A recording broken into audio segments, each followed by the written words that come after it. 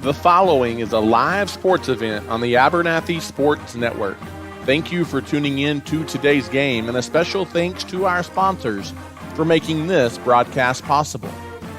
The Abernathy Independent School District, First State Bank, Plains Grain Company, Clark Riley Insurance, the First Baptist Church, Abel Funeral Home and Flower Shop, JC Refrigeration, Cooling and Heating, Has Beans Coffee, Hill Veterinary Services, Ty Horsford Realtor, St. Clair and Massey Orthodontics, the South Plains Auto Ranch, Little Slice of Heaven Cafe, Nana's Donuts, and Nutrien Ag Solutions.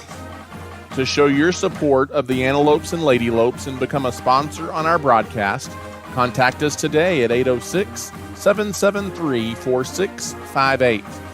Thanks again for watching, and we hope you enjoy the broadcast of this live sports event featuring the Abernathy Antelopes.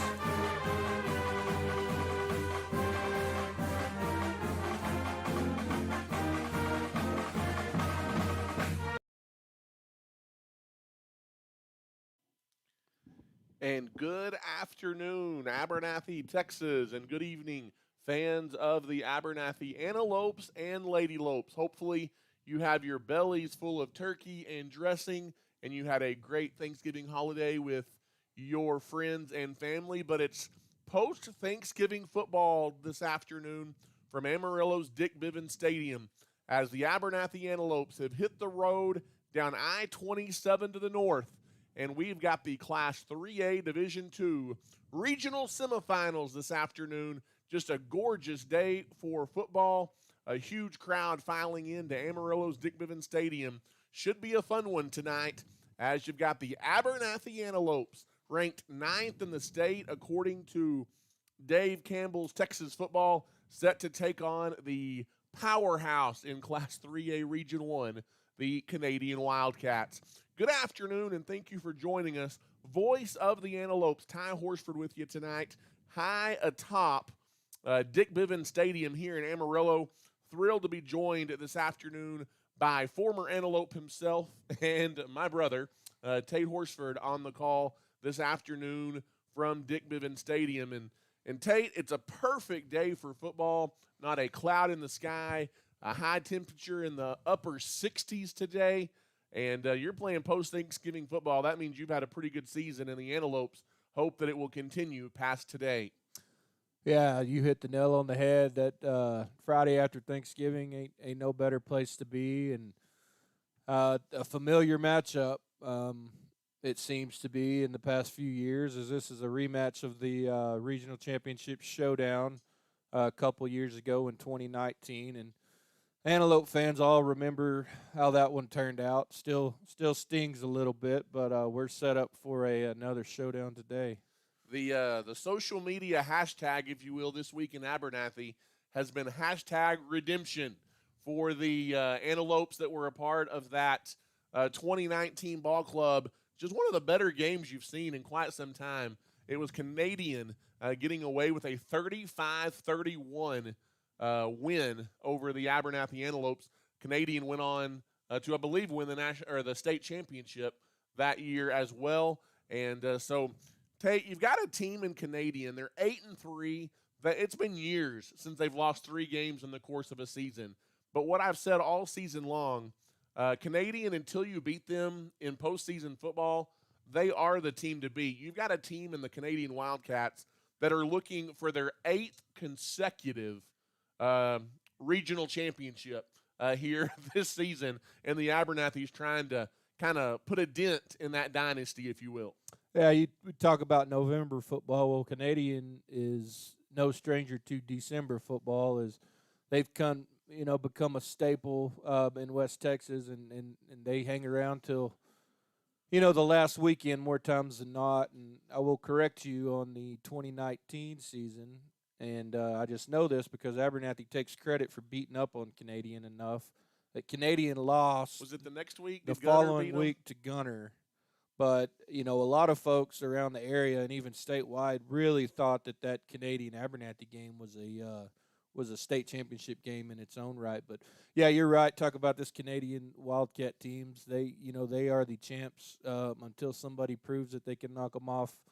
You know, come playoff time, and that's not going to be an easy task today for your Abernathy Antelopes. Last week, obviously, both of these teams winners, or they would not be here. The Abernathy Antelopes pulled away in the second half, and they got a 45-26 win over the Ballinger Bearcats.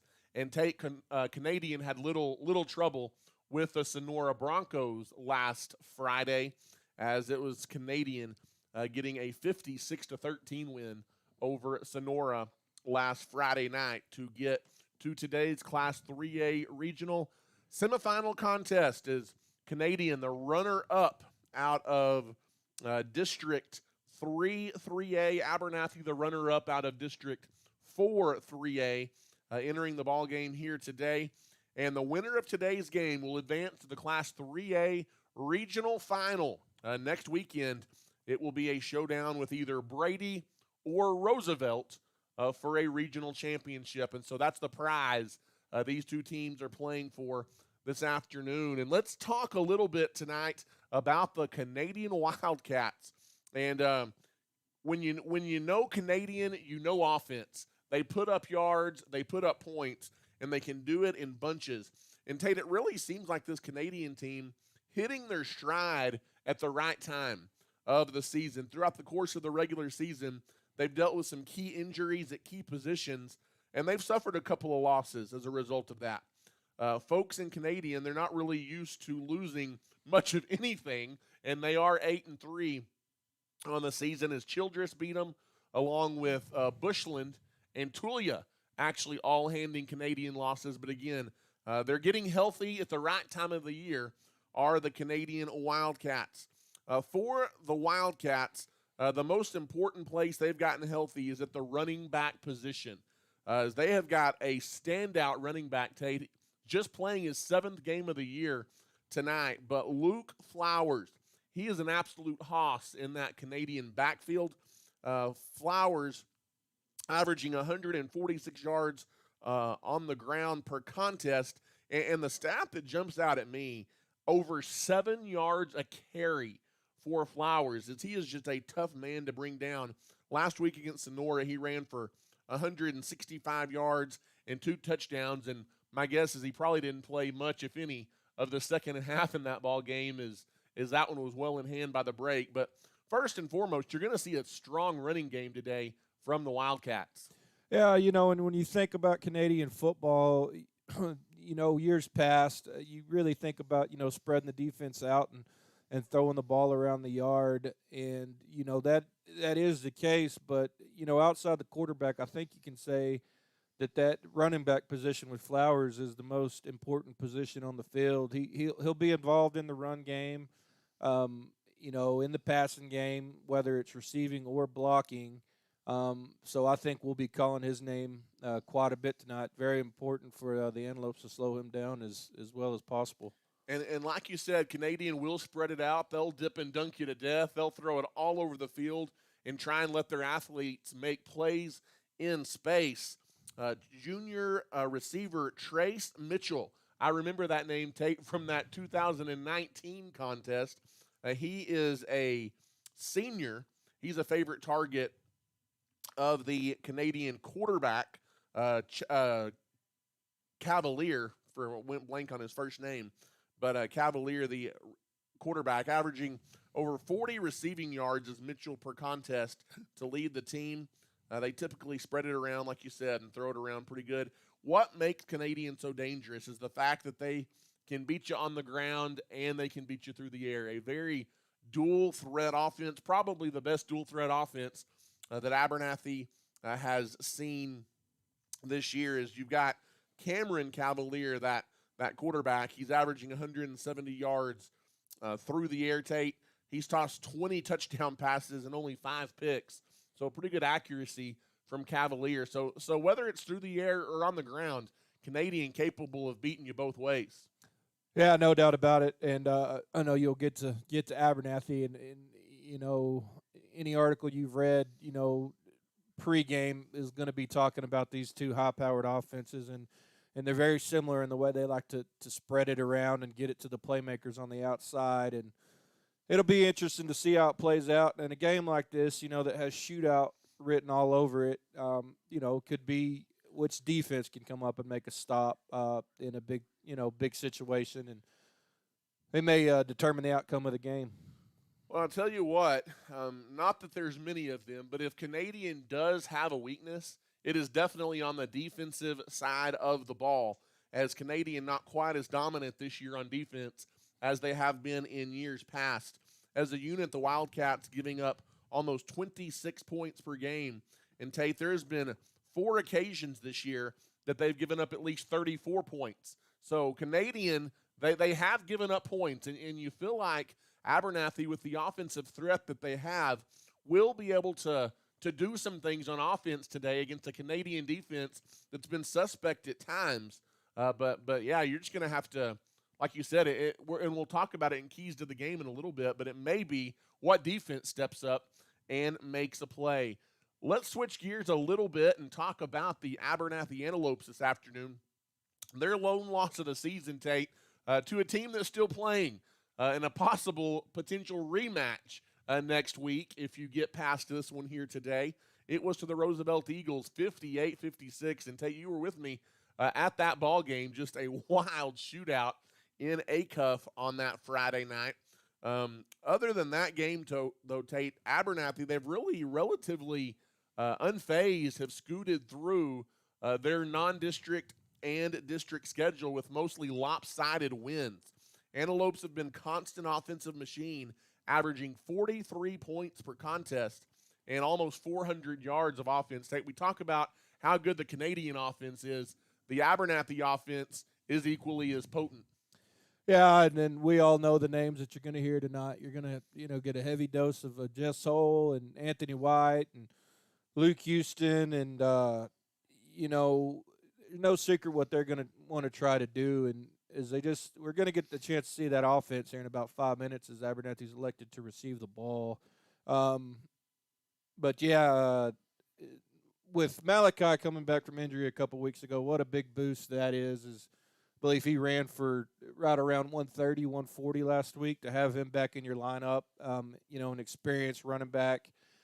If Abernathy can find a way, to stay balanced, and had a tough time doing that with him out, that's going to be a huge boost for this Abernathy offense. I'll tell you what, talk about Jess Holt. You mentioned him. He is a playmaker at the signal caller position. As Jess Holt, you can't talk about this offense without bragging on Jess, averaging just right at 300 yards of total offense per contest. 240 through the air, 60 per game on the ground. He's the team leader in both of those categories, and it does look like we're about to have the national anthem here today from Dick Bivens Stadium. So let's take a quick pause in the action.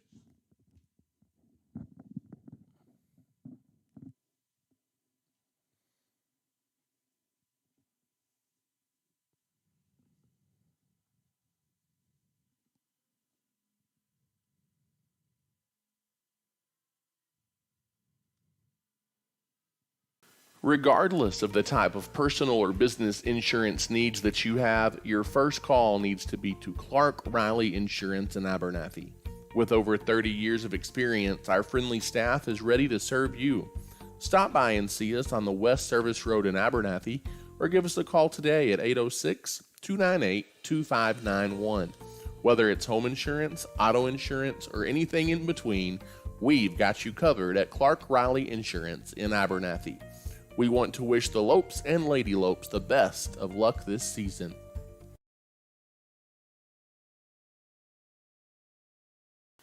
When it comes to banking, you want people that you can trust, and those people are at First State Bank. As a locally owned and operated bank, First State Bank has been serving individuals and businesses with all of their banking needs since 1909. We have 3 convenient locations to serve you, and we are proud supporters of the Abernathy Lady Lopes and Antelopes in all they do.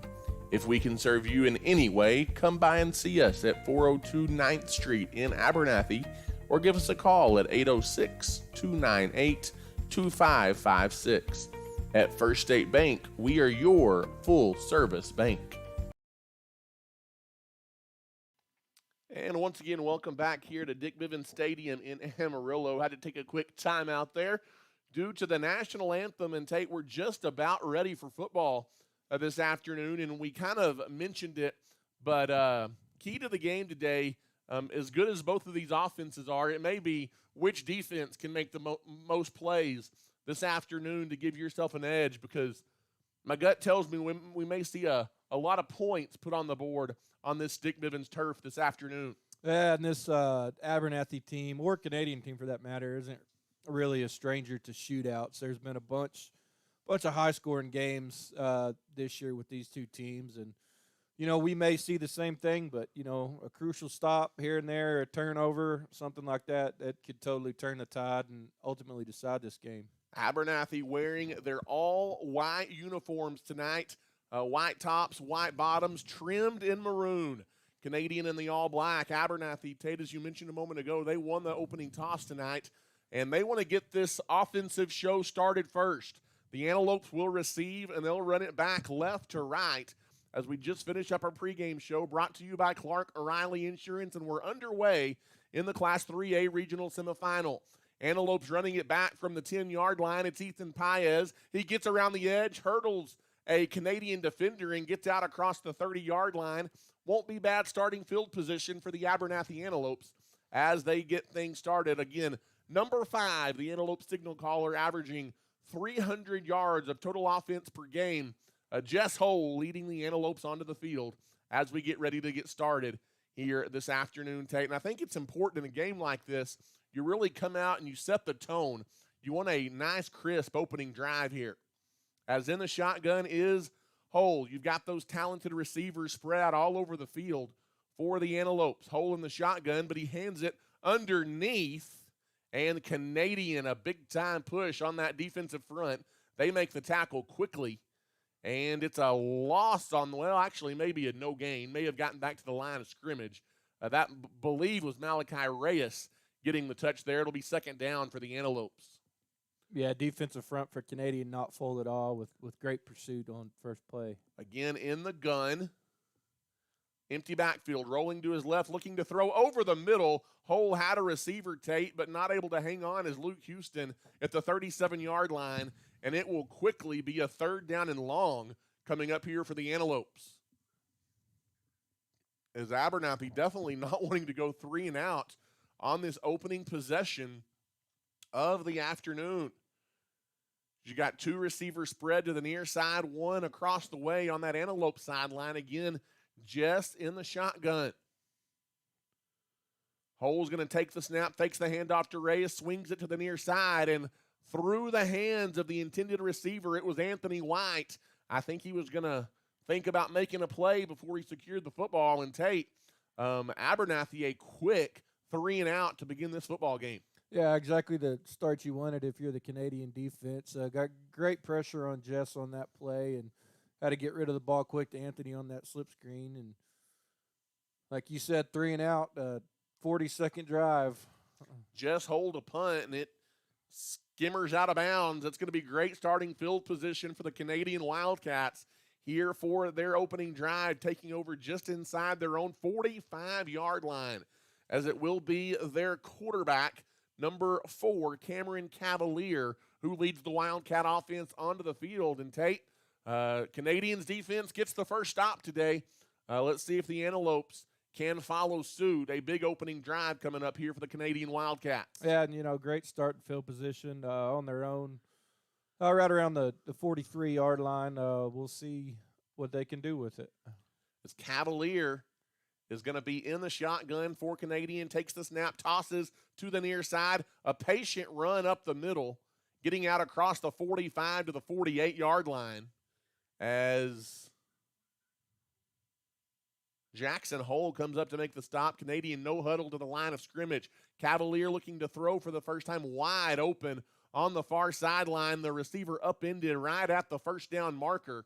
And it'll depend on the spot. I believe that's going to be a Canadian first down, depending on the spot across the way. Yeah, tackle out there by, I believe it was Luke Houston. We got a Canadian Wildcat down is Luke upended him on the far sideline. He ain't moved much since that hit.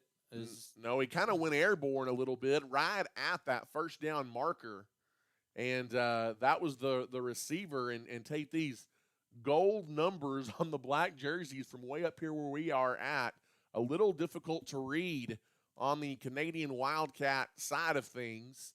We'll keep up with that the best we can this afternoon. But an injured Wildcat now being helped up across the way. And that's all the way across the field on the Abernathy Antelope sideline. Yeah, and we see really quick in this game what Canadian wants to do. They are up and they're on the ball in a hurry and, doing their best to keep this Abernathy defense on its toes and guessing. And first two plays, it worked to perfection. 6-yard run and about a 8-yard completion to move the sticks. And the spot was good for a Wildcat first down into Antelope territory to the 47-yard line. Ball's going to be spotted on the right hash mark as we go back to play here in just a moment. Again, Cameron Cavalier going to probably be in the gun. That's where he spends most of his time for Canadian. 10.5 minutes to play in the opening quarter. In the gun is Cavalier. He takes the snap, tosses it now, misdirection back towards the middle of the field, and Tate Abernathy not fooled as for the Antelopes getting through first, number 33, Jacob Sanchez, to make the tackle behind the line of scrimmage. That 3-4 look, 3 down linemen and 4 backers in that situation, and then none of them were fooled. Great pursuit by the Antelope defense. Second down and long here for the Wildcats. Cavalier looking to throw. He's being chased out of the pocket. Just gets rid of it, Tate in space, and that is a big shoestring tackle made as number 14, Colton Campbell, right as the reception was made the tackle, and that could have been a big play had he not come up with it. Yeah, that was a really good job by Cavalier under pretty heavy pressure from the get-go, and that was a pretty tight window he hit with that. 3rd and 11 here, though, for the Wildcats. Big play on 3rd down. Cavalier looking to throw. In the pocket, now flushed out. Throws it to the far sideline, and Tate wide open is the receiver. That is number 11, Preston Miller, and that's a big conversion on 3rd down for the Canadian Wildcats. It's another Canadian first down. Yeah, 3rd and 11 and just a 12-yard out. I mean, great job knowing where he was on the field to move the sticks once again for the Wildcats. In the gun again is Cameron Cavalier. Cavalier takes the snap. He hands it off, sweep to the near side, and the Antelopes to show their speed on defense, Tate, as they beat the back there to the edge. Number 35, the ball carrier, Luke Flowers. He's bottled up quickly. Yeah, good pursuit there by Jackson Hole as he was able to cut that stretch play off and not allow Flowers to get outside. First down. And actually, I didn't realize it, Tate, but we may have a flag here against the Wildcats. Offsides penalty, the call on Canadian. First down and 10 becomes first down and 15, it looks like here. Well, was that the call? I believe it was. And in the shotgun formation again as Cavalier trips to the near side. Cavalier looking that way. It's batted up in the air and right back to Cavalier, Tate. And now Cavalier's going to run with it, and he is going to take it to the house for a touchdown. My goodness, an unlucky break. Abernathy makes the defensive play, but then it turns into a 41-yard touchdown run by Cameron Cavalier as the batted pass went right back into his hands, and the Antelope defense couldn't recover. Yeah, that's a stat for you. He completed a pass to himself for a touchdown, and that's just an unlucky break. Good pursuit and a pass deflection, and right into the arms of Cavalier, and he took it to the house from there, and Abernathy jumps on the extra point. So that'll be a mark off against the Antelopes, a defensive offside penalty. And Tate, about the worst possible start you could have asked for tonight for the Abernathy Antelopes as Canadian gets a stop and they strike first on a little bit of a fortunate bounce because Abernathy, like you said, had made a nice defensive play, batting the pass right back in the face of Cavalier, but credit him, he alertly kept it up. Now a bobbled snap on the PAT, and the PAT is going to be no good as gobbling them up as that Antelope defense in the backfield, and the score will remain 6-0. You never know when those single points can come back to haunt you. But Canadian strikes first, and they lead 6-0. We'll take a timeout and come back. You're listening to Abernathy Antelope Football. If you're looking for a used car, there's no need to search far and wide. Just pay your friends at South Plains Auto Ranch a visit in Abernathy. South Plains Auto Ranch can find you the perfect vehicle to meet your needs, and with their buy here, pay here mentality, buying a car or truck has never been easier. Give us a shout today at 806-298-2200 or come see us on South Avenue D in Abernathy. South Plains Auto Ranch is backing the Lopes and Lady Lopes this season.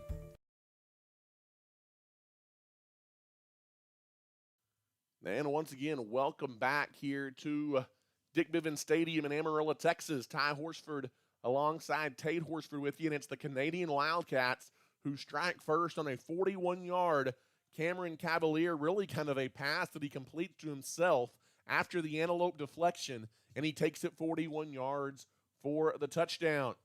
So now we'll see how the Antelopes respond. They looked a little jittery out of the gates on offense, and we're about to get our second look at the Antelope offense tonight as the Wildcats kick it off, and it's going to be returnable from about the 7-yard line.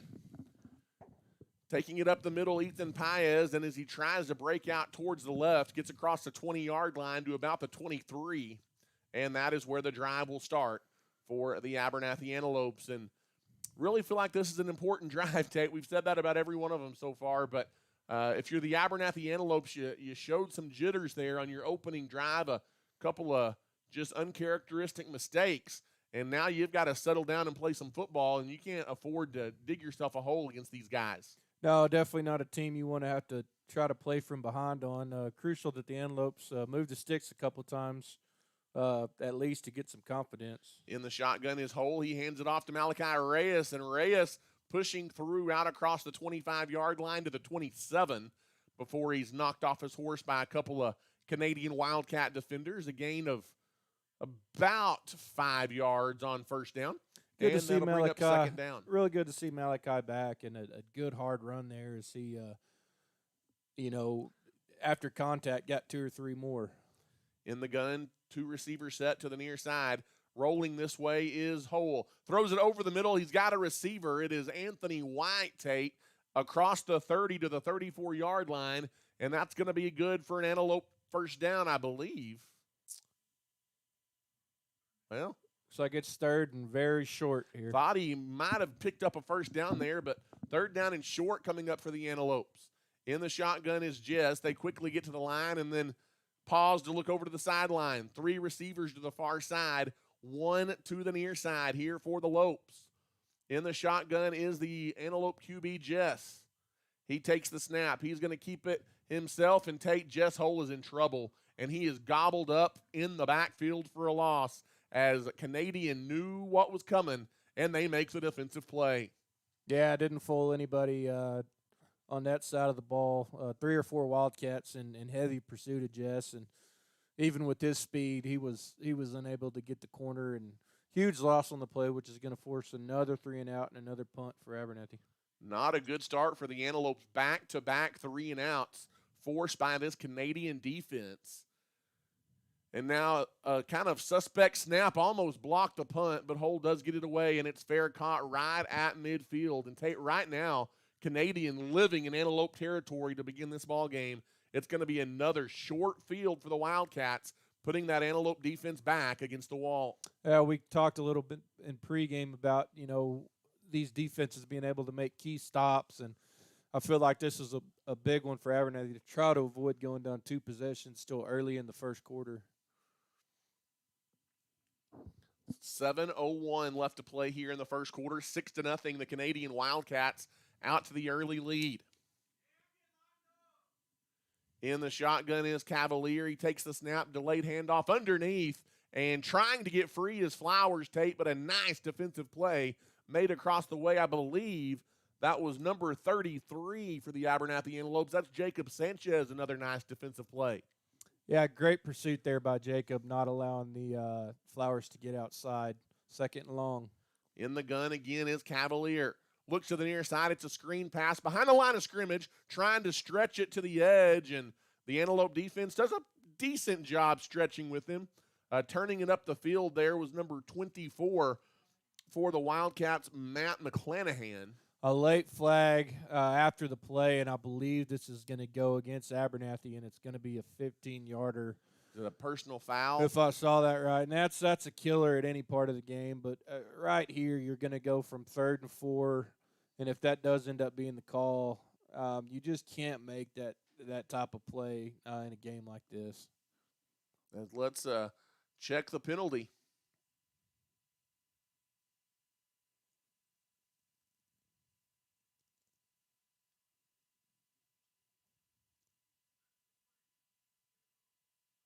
Unsportsmanlike call on the defense. That is the Antelopes, Tate, and the Antelopes reeling here to begin this football game.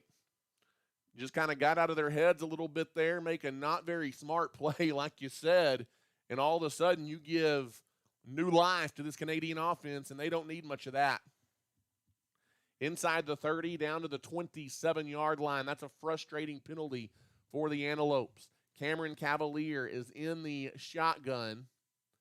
Cavalier's going to take the snap, looking to throw, does so over the middle. It's caught, and then trying to make a play and keeping his feet before Ethan Paez finally gets him is number 2, Trace Mitchell, into the red zone down to the 18-yard line, and that's going to be a gain of 9 yards on first down. Yeah, Canadian receivers doing a really good job of just finding the open pockets in the zone, and Cavaliers hitting them and yards after catch is a big deal for this team, and it's proven to be that way so far. In the gun, Cavalier again going to hand it off up the middle, and we'll see on the spot. It's going to be close to a first down on a short gain up the middle, and Canadian didn't need much, and they got just a little. It's enough to move the chains again for the Wildcats. First down and 10. As Tate, all of a sudden, you're staring a 2-score deficit in the face if you can't come up with a play.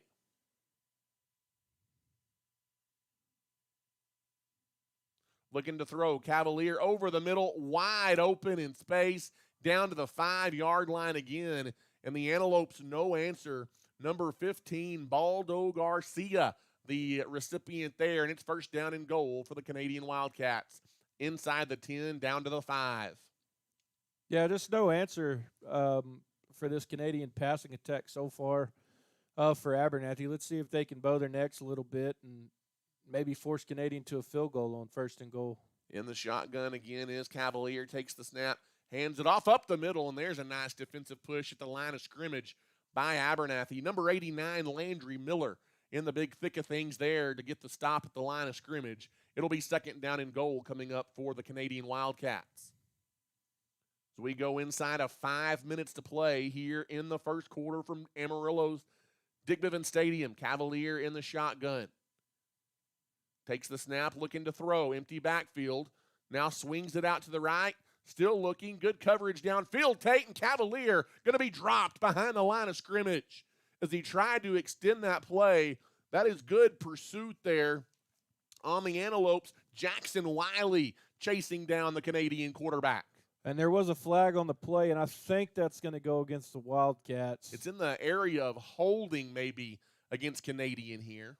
Be an interesting decision on this. Do you move them back 10? Because you made them lose about 5 on the play.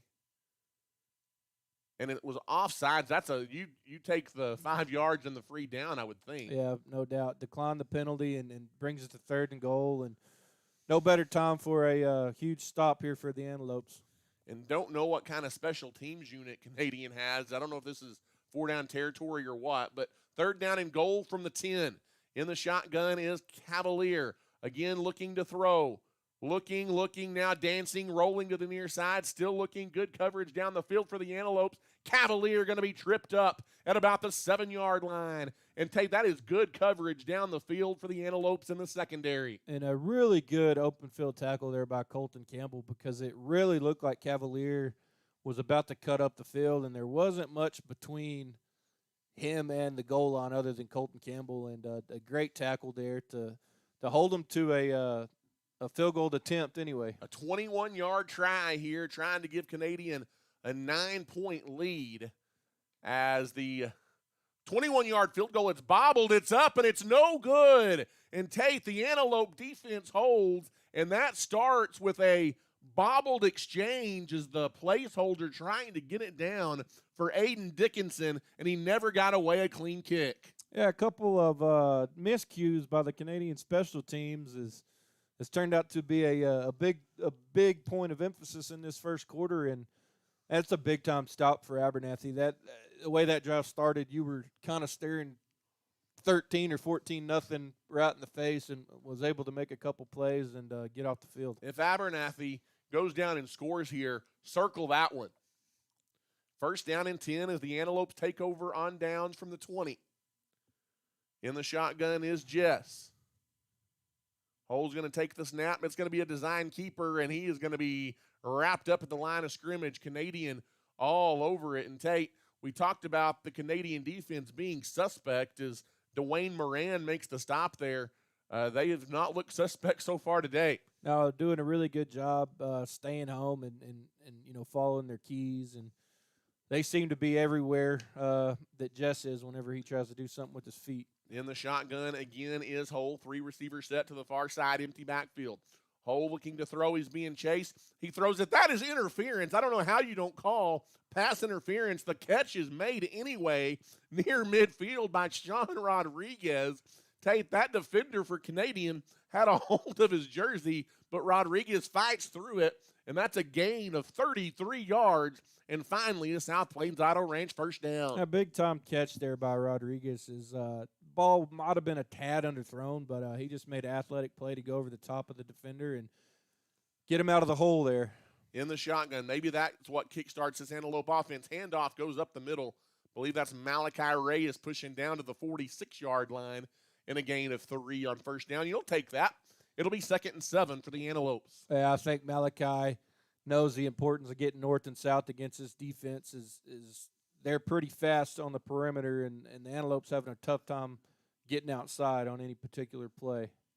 In the shotgun is Jess Holt. Takes the snap, fakes the handoff. He's being chased blindsided. That should be an incomplete pass, I think. Did they not call it an incomplete pass? That has got to be an incomplete pass. And now an official is running in saying that it is an incomplete pass. But Tate, absolutely, Hull had his bell rung right there. Yeah, he never saw that player from the weak side coming, and guy had a pretty much a free shot at Jess, and Jess is really slow getting up over there. Hopefully he just got the wind knocked out of him. You got to hold your breath on that one. Antelope backup quarterback is Caleb Harrell, and you may see Harrell for the first time here in just a moment. Yeah, I mean, Jess is going to have to at least come out for a play, and let's hope that all it is. And he just, got his bell rung a little bit because he did take a shot on that one. And that's the kind of football Canadian likes to play. They're not afraid to hit you. And the Antelope's going to be facing a 3rd down and 7 here coming up. And is this going to be a point where Abernathy is going to take a quick timeout and try and regather their thoughts as the Antelope's reeling a little bit here this afternoon to get things started in Amarillo? We'll take a timeout and come back. You're listening to Abernathy Antelope Football. At Abernathy's First Baptist Church, our heart is to love God, love people, and tell the world. Our pastor is Damon Pierce, and we meet for Sunday morning worship at 10:45 with Sunday school beginning at 9:30. We also offer a variety of kids and youth activities, as well as Wednesday night adult and youth Bible study at 6 p.m. We would love to welcome you and your family at Abernathy's First Baptist Church. Feel free to drop by our church office at 411 7th Street or give us a call at 806-298-2587. We are proud to support our young people, and we are cheering the Lopes and Lady Lopes on this year. As we welcome you back to Dick Niven Stadium, good news for the Antelopes. Jess Hull jogging around, throwing the ball around on the sideline, but I believe it's going to be Harrell in here, isn't it? Yes. Caleb Harrell going to take this snap at quarterback, at least the backup Antelope quarterback, in on 3rd down and 7. He's in the shotgun with an empty backfield looking to throw. Dumps it off over the middle, Tate. It's caught by number 11. That's going to be an Abernathy first down as Luke Houston hauling it in. A South Plains Auto Ranch first down, and that's a big one on third down and a nice throw there by the backup quarterback, Caleb Harrell. Yeah, nice little route there by Luke. And great patience by Harrell, allowing that play to develop, and he threw a strike, and he came in as a backup, and, man, he did what he's supposed to do to move the chains as number 5's back behind center. In the gun is Hole. He takes the snap, rolling to the near side, dumps it off, overthrown. The intended man, Landry Miller, was cutting across the middle and led him a little bit too far. It'll be second down and 10 here for the Antelopes. And Tate, Abernathy, they just look a little bit out of sorts on offense. Yeah, Canadian doing a really, really good job of getting pressure on Jess on all these dropbacks. And the run game has been pretty non-existent so far. Kind of got Abernathy on their heels just a bit. In the shotgun here is Jess. 2 receivers both sides. Fakes the handoff, throws it to Anthony White. White slips one defender but not the second, as that is a nice defensive play made in space there by, I believe, Canadians number 25, Wyatt Davis. And another third down coming up. No gain. It's going to be third down and 10. I think Canadian spent some time watching some film this week as those screen passes that Abernathy has success with so many times, they are all over him. And before Anthony could make a move, they were on him. In the shotgun again is Jess. 3 receivers to the far side. Gets a block, steps into it, has a receiver down the field, Tate, and he threw it too far as it was Sean Rodriguez streaking down the sideline open, but the pass led him out of bounds. Yeah, Sean had a step or two on the defender, and just let him a little far out there. And offense looks to be staying on the field kind of here in no man's land. But anyway, you'd love to pick up a chunk of that on third down, but didn't get it done, which brings up 4th and 10. From the 36-yard line of Canadian, in the shotgun is Jess Hole. Trying to make a big play on 4th down against this Canadian defense. Rushed out of the pocket. Looking to throw is Jess. He gets the corner. He does throw. Anthony White can't hang on. It hit him in the hands, and he dropped it. In coverage there is Trace Mitchell, number 2, to help break it up. And Tate, that's one that if you're Anthony White, you need to secure is the pass was there from Jess Hole. Yeah, pretty good coverage, but just put that where he had to put it to make a play, and just knocked away at the last second by the Wildcat defender as it looked like Anthony had his hands on it for a second, and a big-time defensive play. And there was a late flag, and that might have been after the play as well. Not real sure what that's going to be. Refs discussing it as we Abernathy's already been called for one unsportsmanlike conduct penalty. And we'll see what it is right here. Once again, unsportsmanlike conduct, and again, it's against the Antelopes. And Tate, Canadian, absolutely, with all the momentum, and Abernathy is really on the ropes here in the first quarter. Yeah, I mean, a play like that on a switch of possession, I mean, that penalty is going to move them back into Abernathy territory to start, which it hadn't been uncommon this far. And that frustration, you can't let that bowl over. You're shooting yourselves in the foot here a couple times, and the way this game's going, those are going to be costly. First down and 10 for the Wildcats, down to the 49 of Abernathy after the unsportsmanlike conduct penalty. Handoff going sweep to the right, turning it up the field is number 35, Flowers. And he gets it out to the 45, a gain of maybe 5 yards on first down. It'll be second down for the Wildcats. Yeah, Abernathy's defense was able to take a Canadian short field and keep them from getting points last possession, and they need to do the same thing here as we wind down in the first quarter. Second down and 5 in the gun. Rolling near side is Cavalier. Cavalier being chased. He's got a receiver. It's caught and held on to at the 43-yard line as number 30, I thought it was 34, maybe it was 44, Caden Crooks hauling it in. And it's going to be third down and short.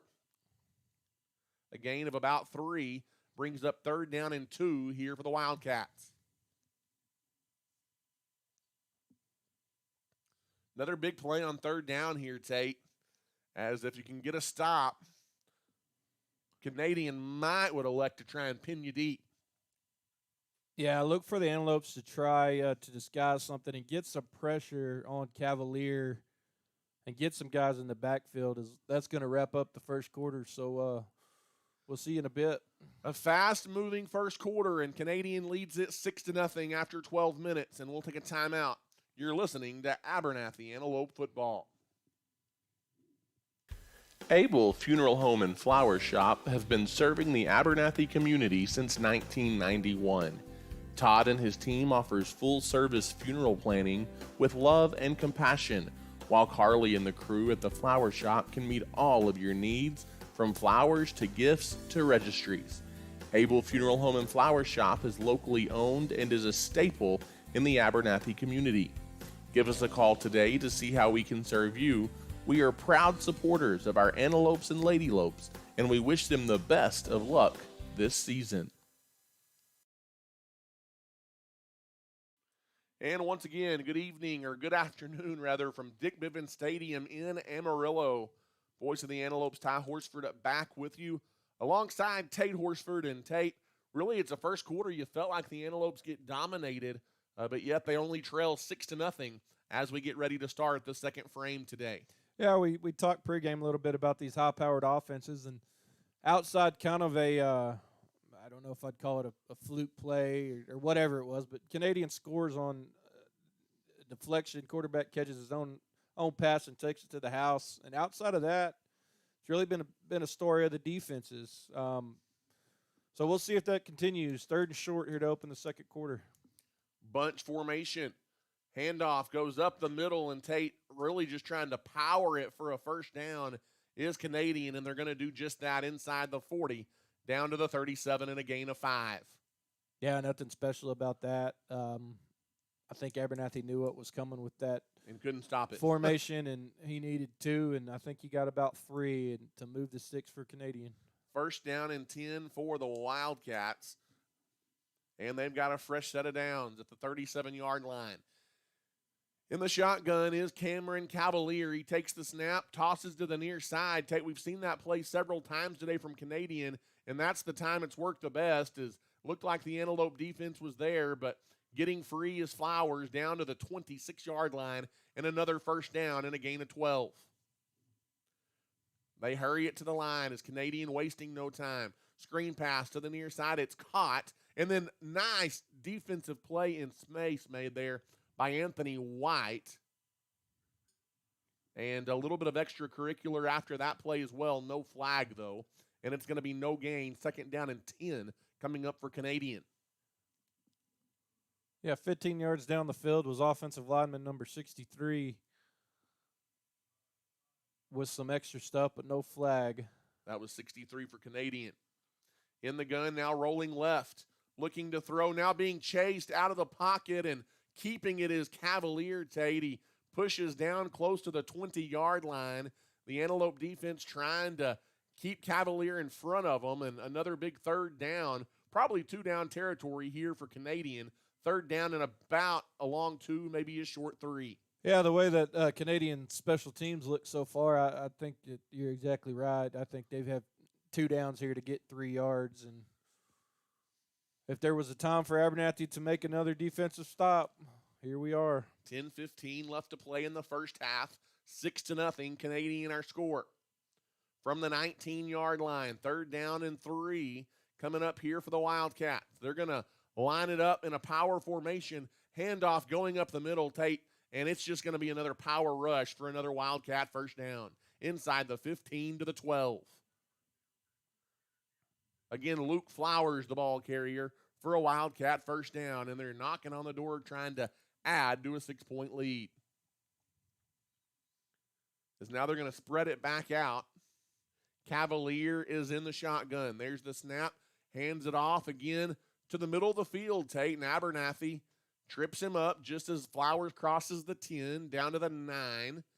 And a short gain on the play of 3. It'll be 2nd down, and it's not end goal. You can still get a first down if you're Canadian inside the 5.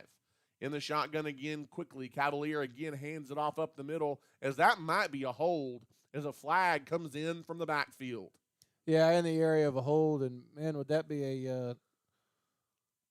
a huge call in the Antelopes' favor. I don't think we've had one of those today, but they look to be moving them back, and that's going to be 10 yards and make this second down and pretty long for the Wildcats. Holding on Canadian is the Antelopes, Tate.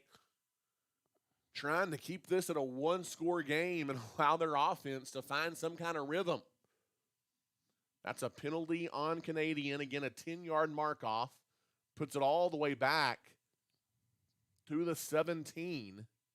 They've got to get down inside the 3 to move the sticks. It'll be second down again coming up here for the Wildcats. In the shotgun is Cavalier. Takes the snap, tosses it to the near side, trying to stretch the play and get to the corner. Ted Abernathy stretches pretty well. Colton Campbell out there again to make the tackle, or push the runner, rather, Flowers, out of bounds. And it is going to be a massive third down play coming up here for the Canadian Wildcats. From the 16, it's third down and about 13 here needed for Canadian. Yeah, you'd like to knock them out of would-be field goal range here, as they're probably pretty close to that line. In a shotgun, Cavalier, empty backfield, looking to throw. Now scrambles out, looking down the field, throws it underneath. Tate, it's batted down. There's a nice play by Timms there for the Abernathy Antelopes, and he alertly didn't bat it right back into the hands of Cavalier that time, and it's going to be fourth down for Canadian. Great job by Timms there, coming off that block and getting a hand up and making that deflection. We look to be lining up for another field goal try here. Let's hope it ends up 31-yarder for the Wildcats. They missed one from 21 on their previous possession. Don't need to do anything dumb here for the Antelopes. 21-yard, 31-yard field goal is blocked. It is blocked and scooped up by an Abernathy Antelope, Tate. Another big special teams play. This one by number 13, Jackson Hole. I don't know that he's the one that blocked it, but he's the one that scoops it up. And another stop for the Antelope defense. Yeah, they're definitely in bend and don't break mode, allowing Canadian to move the ball a little bit, but whenever they got to bow their necks, they have been, and a huge stop. Going to need a little help from the offense. Like you said, it seems like Canadians really dominated this game, but here we are sitting at 6-0, and Abernathy's got another shot to cut into that. 8:56 left to play in the first half. This first half seems to be flying by here this afternoon from Amarillo. Let's see if the Antelope offense can find any kind of rhythm. They've been unable to do that so far against this Canadian defense. Jess Hole is in the shotgun. 3 receivers to the far side. A bad snap. He picks it up, and he is swallowed up and sacked. A sea of black jerseys flying at him as he picked up the bad snap. And Tate, once again, the Antelopes going in the wrong direction. Yeah, just unforced errors. Jess never really had a chance. Bad snap. All he could do was get it and take his loss. And I think he was looking for Luke deep on that play, and that never had a chance to develop. It's going to be a long, big loss on the play. Third down and long coming up here for the Antelopes. In the shotgun is Jess Hole. Empty backfield looking to throw. He does throw deep, and he has a man out near the 40. That's Anthony White, Tate. A huge gain out to the 39-yard line. He almost gets to the sticks. He's about a yard short. Yeah, great pitch and catch there, and those two have played together for a little bit. As Jess threw that ball before Anthony even cut that route off, and that worked perfect. 3rd and 1 here for the Lopes. Big third down and short for Abernathy. In the shotgun, looking to throw. Hole dumps it off. It's caught. It's going to be a first down. Making a move across the 45, Tate. Was that Malachi, if I'm not mistaken, out of the Antelope backfield on the just quick screen, and that picks up an Antelope first down. Yeah, Abernathy learned their lesson on that 3rd and short, and I think that they were sitting on that little sprint out by Hole, and instead of that, he just hit Malachi out of the backfield and got what they needed. First down and 10, brought to you by South Plains Auto Ranch. In the shotgun formation, again, here is the Antelope QB, Jess Hole. He takes the snap with an empty backfield. Looking to throw. He's got time, and now he's being flushed out of the pocket. He's got to do something with it. He's going to run with it to the middle of the field. Now trying to use his feet. He gets back across the line of scrimmage turns it into a positive play, and then a flag comes in at the end as he took it to the 48-yard line. Yeah, I think Jess ran about 50 yards on that one for a 4-yard gain, and that looked like another late flag. It's going to be probably a personal foul or unsportsmanlike conduct penalty here, and I'm not sure who it's going to be on.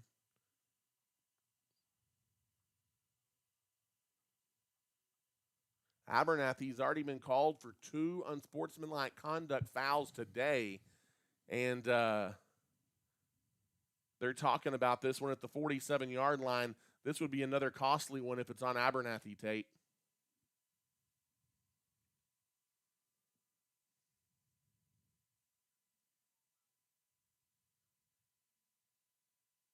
Personal foul on Canadian and on Abernathy. Offsetting personal foul penalties here on the Wildcats and the Antelopes is a little bit of extracurricular at the end of that one. And it's going to be just replay the down here, I guess, for the Antelopes like it never happened. Well, that was a dead ball foul, so they'll go ahead and take the 3-yard gain from Jess, and it'll be about 2nd and 6 or 7. Oh, yeah, because it's after the play there, and then offsetting penalties. So it will be a gain of 3 there for Jess. 2nd down and 7 coming up here for the Abernathy Antelopes. Tate is Abernathy still just looking to find a groove on offense. Everything they've gotten today has been hard to come by, it seems like. Yeah, it definitely has. Relied on a couple big plays to move the sticks, but outside of that, it's been pretty slow going. In the shotgun handoff. No, it's a shovel pass up the middle inside the 45. It's caught to the 44-yard line. Don't see that play very often, as it is caught in the middle there by Landry Miller, Tate, and that's a old-school shovel pass right up the bucket, and it goes for a gain of maybe a couple of yards. Brings up 3rd down, though. 3rd down and about 5 for the Antelopes. In the shotgun again is Jess Hole. Looks to the sideline. Now takes a snap. Empty backfield. Hole, quick out. Houston has it at the 40-yard line, and he is going to turn it up. I think he's got a 1st down, Tate. South Plains Auto Ranch 1st down and a big conversion on 3rd down. Luke Houston, a gain of 5. Yeah, single coverage out there. Good open field tackle there by the cornerback, but good field awareness by Luke as he got to the sticks and was able to get 6 on when he needed 5. Fresh set of downs for the Lopes. In the gun again here is Jess Hole. The Canadian fans down below us making some noise, trying to propel their defense. In the shotgun is Hole. He hands it off up the middle. There's a little bit of a hole. Tate is slipping through Malachi Reyes down to the 33, and you're going to have a play like that ever so often just to keep this Canadian defense honest. That was a really good play call, as that was a disguised blitz, and looked like when Jess took the shot earlier, he dropped back on that play and took a shot. So, great call there on 1st down. In the shotgun on 2nd and short, empty backfield. Hole looking to throw, airs it out, man coverage up towards the end zone, diving and not able to hold on near the goal line is the Antelope receiver.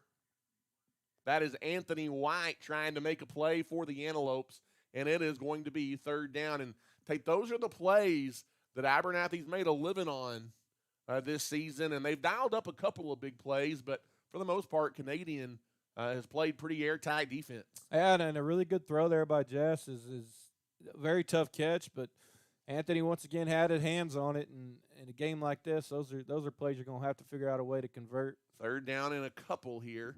In the shotgun is Jess, looking to throw quick to the near side. It's caught by Houston. You better hold on to that football as he palmed it. That always makes you nervous when you see a ball carrier stick the ball out like that, but he holds on to it, Tate, and it's down to the 22. Another big 3rd down conversion to Luke Houston. Yes, looked like same play, same route, and Luke was able to create a little bit of space again and move the sticks. Huge drive here. Need 7 if you're Abernathy. Down to the 23-yard line of the Canadian Wildcats. In the shotgun is Jess Hole. Fakes the handoff to Malachi and then falls forward, Tate. I think before he ever even was had contact made with him. He just lost his footing a little bit there, did Jess. Goes for a gain of 1 maybe, second down coming up for the Antelopes. Slow to get up is number 70 for the Antelopes. Callahan Shipley, and he's a guy that you need on that offensive line for the Antelopes. Is checking in for him appears to be number 54, Noah Riley for the Antelopes. Shipley seems to be okay. Jogged off the field under his own power. So those big guys, they go through a war up front in some of these ball games. So we've got a second down here and 9 for the Antelopes. In the gun, empty backfield again. Jess looking to throw, scrambles out of the pocket to his right, throws it towards the end zone. It's Anthony White hauling it in for a touchdown. That one he does hold on to, and there are no flags, I don't believe, and the Antelopes have pulled even. Yeah, a little libbing on that play by Jess, is scrambled out to his right under pressure and just, said, hey, number 3, go make this catch, as Anthony White's done so many times this year. And yeah, huge drive there for the Antelopes and re-salvaged some of that momentum that sure was hard to come by here in the first quarter and a half. As the PAT by Jess is on its way, and it is good. And Tate, all of a sudden, with 4:15 left to play in the first half, the Antelopes have taken their first lead of the afternoon. It is 7-6. You're listening to Abernathy Antelope Playoff Football. If you are in need of heating and air services on the South Plains, your only call needs to be to JC Refrigeration, Cooling, and Heating. We've got the experience and professionals to handle all of your needs, as we specialize in residential, light commercial, and mobile home services. To find out how we can serve you with your heating and air needs, simply give us a call today at 806-744-9855 or come by and see us at 1606 North University Avenue in Lubbock. JC Refrigeration, Cooling, and Heating is backing the Lopes and Lady Lopes throughout the 2021-22 school year. And once again, good afternoon, Antelope fans, from Amarillo's Dick Bivens Stadium, where the Abernathy Antelopes have gone on a huge drive. Tate, it wasn't easy, but they get in the end zone in a 19-yard toss to Anthony White. And Tate, while it seems like Canadian has controlled much of this first half, you look up and the Antelopes now lead it 7-6. It's game on from Amarillo. Yeah, just like we expected, a shootout. 7-6 here with 4 to go in the second quarter, and that was, like you say, a huge drive. Biggest possession of the game until this one. As there's a little bit of a squib mishandled by Canadian in the backfield. It takes them back to the 16, and now trying to make a play. The Antelopes are there, and Tate, for the first time today, the Canadian Wildcats are finally going to start their drive pinned on their own end of the field. Yeah, the special teams for Canadians having a little bit of a tough time in all facets today. Is that one was just misjudged, and very fortunate for the Wildcats to be able to get on that one and maintain possession. And they're going to have to drive about 85 yards here, and let's see if Abernathy's defense can get off the field in a hurry. This is the end of the field, Tate. Man, how big would a turnover be down here for the Antelope defense? Maybe I'll will it into existence in the shotgun, and that's a little bit of a misdirection in the backfield. Handoff goes to Flowers up the middle, and he powers forward to about the 18-yard line, Tate, and that's going to be a gain of about 4 yards. It'll be second down. Yeah, I think that play was designed to go to the outside, and really good pursuit by the Abernathy defense, but a better job by Flowers. That play looked dead in the water and was able to cut up field and get a good gain on first down. Second down and 6 for the Wildcats. Cavalier is in the shotgun, empty backfield, looking to throw. He swings it out. The pass is caught. Tate, that was almost deflected again, and a massive defensive play made over there. Don't do anything dumb after the play. Was that Anthony White making a huge defensive play, flying in there, and he just absolutely destroyed that Canadian defender or receiver. Yeah, great pursuit, and yeah, Anthony definitely he laid the wood on that one. The the ball was a little behind the receiver and made him stop, and Anthony took full advantage. Huge third down coming up. Because you could get the ball back in pretty good field position with a stop here by the defense. Cavalier rolls near side, being chased, throws it, it's caught out across the 25-yard line. That's a nice play, Tate, as number 2, Trace Mitchell with his second grab of the day for Canadian. Yeah, good patience by Cavalier there. Is it seemed like Abernathy's defense had Canadian on their heels and moving quickly again. In the gun, now handoff again goes to Flowers, and there's another nice play, Tate, by Colton Campbell, defensively knocking Flowers off his horse after a gain of 3. He's been in the mix defensively several times today for the Antelopes. It'll be second down coming up for the Wildcats.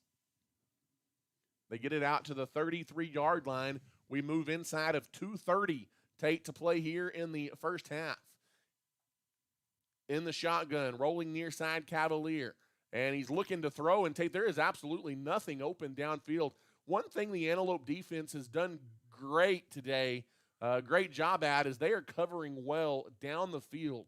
They're not giving up the big pass play so far to the Wildcats, and that time Cavalier just ran out of bounds. Yeah, just absolutely nowhere for him to go and had to take a loss. And here we are again, 3rd and 7 for the Wildcats with 2 and change left to go in the first half. Another huge play here on 3rd down for Canadian. In the shotgun is Cameron Cavalier. Empty backfield, looking to throw. Steps into it to the near side, and it's out of bounds and incomplete. Luke Houston in man coverage, Tate, and Abernathy's going to get the ball back, potentially in good field position with about 2 minutes to work with. That's a nice defensive effort there by the Antelopes. Yeah, 3 down linemen, just rushed 3 right there for Abernathy. Definitely playing a prevent D style, which worked out. And I'm looking at some sort of quick kick right here for Canadian as he backs up into the punting position. Anthony White back to return the punt. It's blocked, Tate. It's going to be a block, and it is picked up running inside the 10-yard line. I believe that is number 50 with the block and the scoop. Is that number 50? Is that right? As it is number 50, Cash Garcia, and Tate special teams. The difference today, it's first down and goal for the Abernathy Antelopes. How do you do? Yeah, huge play there for Abernathy. And I don't know who got a hand on that. It looked like there was 2 or 3 guys that broke through. 62 for the Lopes was shaken up. That's Cole Vandegrift. He seems to be okay. But, man, you said it, this special teams for the Abernathy Antelopes with the blocked field goal, now a block punt, which sets them up with 2 minutes to go and a chance to take a lead. Outstanding play. As it has been 2 miss, or really 3 kind of botched plays on special teams taken by Canadian. And now if the Antelopes can cash it in here, man, you circle that. The special teams on the defensive play for Abernathy here in the first half, it's the reason where we're at. That's the risk you run when you do that quick kick, as the punter is about 6 yards behind the line rather than 10. In the gun is Jess. Fade, end zone, up for grabs. It's Houston. Tate, it's a 1-play, 5-yard drive. It's a First State Bank touchdown. And Abernathy leads 13-6 with 1:56 left here in the first half. I don't know how many times we've seen that this year. Single coverage outside on Luke Houston and basically just a 5-yard fade to the corner. And Luke gets 2 feet in the corner of the end zone and gives the Antelope a 7-point lead with the chance to go up 8, which they will. The extra point is good. And my, oh my, how the momentum has changed in a hurry in this one. 14-6, Abernathy inside 2 minutes to play in the half. We'll take a break. You're listening to Abernathy Antelope football. As a leader in the agriculture industry, Nutrien Ag Solutions is committed to helping West Texas growers reach their greatest potential. The professionals at Nutrien Ag Solutions pride themselves as being known as the ag retailer of the future, with their focus on customer service. An emphasis is consistently placed on providing the best performing chemical, fertilizer, and seed products, financing programs, and second-to-none technology used in crop consulting and field application for their customers. With 6 retail locations located nearby, they are equipped with experienced agronomists that are able to work alongside you to create the ideal plan for your operation. David Carver and his crew would like to say thank you for those that have entrusted them for years to service their needs, and would also like to wish the Antelopes a successful and blessed year. And welcome back, Tate. What a turn of events here in Amarillo as the Antelopes kick it off following the touchdown. It is going to go through the end zone for a touchback. And Tate, for so much of this first half, Canadian had the momentum, but Abernathy just kind of a bend but don't break effort. And now a surge of energy here late in the second quarter has Abernathy leading 14-6 as Canadian takes over from the 25-yard line. Yeah, no doubt. What led to that field position for Canadian in the first place was a botched special teams play, and then the block punt that set up that 5-yard touchdown pass. And like we say, there's 2 minutes left, and Abernathy's defense needs to find a way to keep Canadian from scoring points going into the half and keep all this momentum that they've built this second quarter. The way things have gone, you would be thrilled with a 14-6 lead at the intermission. In the gun is Cameron Cavalier. He rolls to the near side, throws it over the middle, and Tate, good coverage again on that screen pass. It was read perfectly there by, trying to see who that is, number 13 for the Antelopes. That is Jackson Hole making a nice play defensively. Incomplete pass brings up 2nd down and 10 for the Wildcats. Now Canadian Tate slowing it down just a bit following the incomplete pass. Cavaliers in the shotgun, receivers spread out everywhere.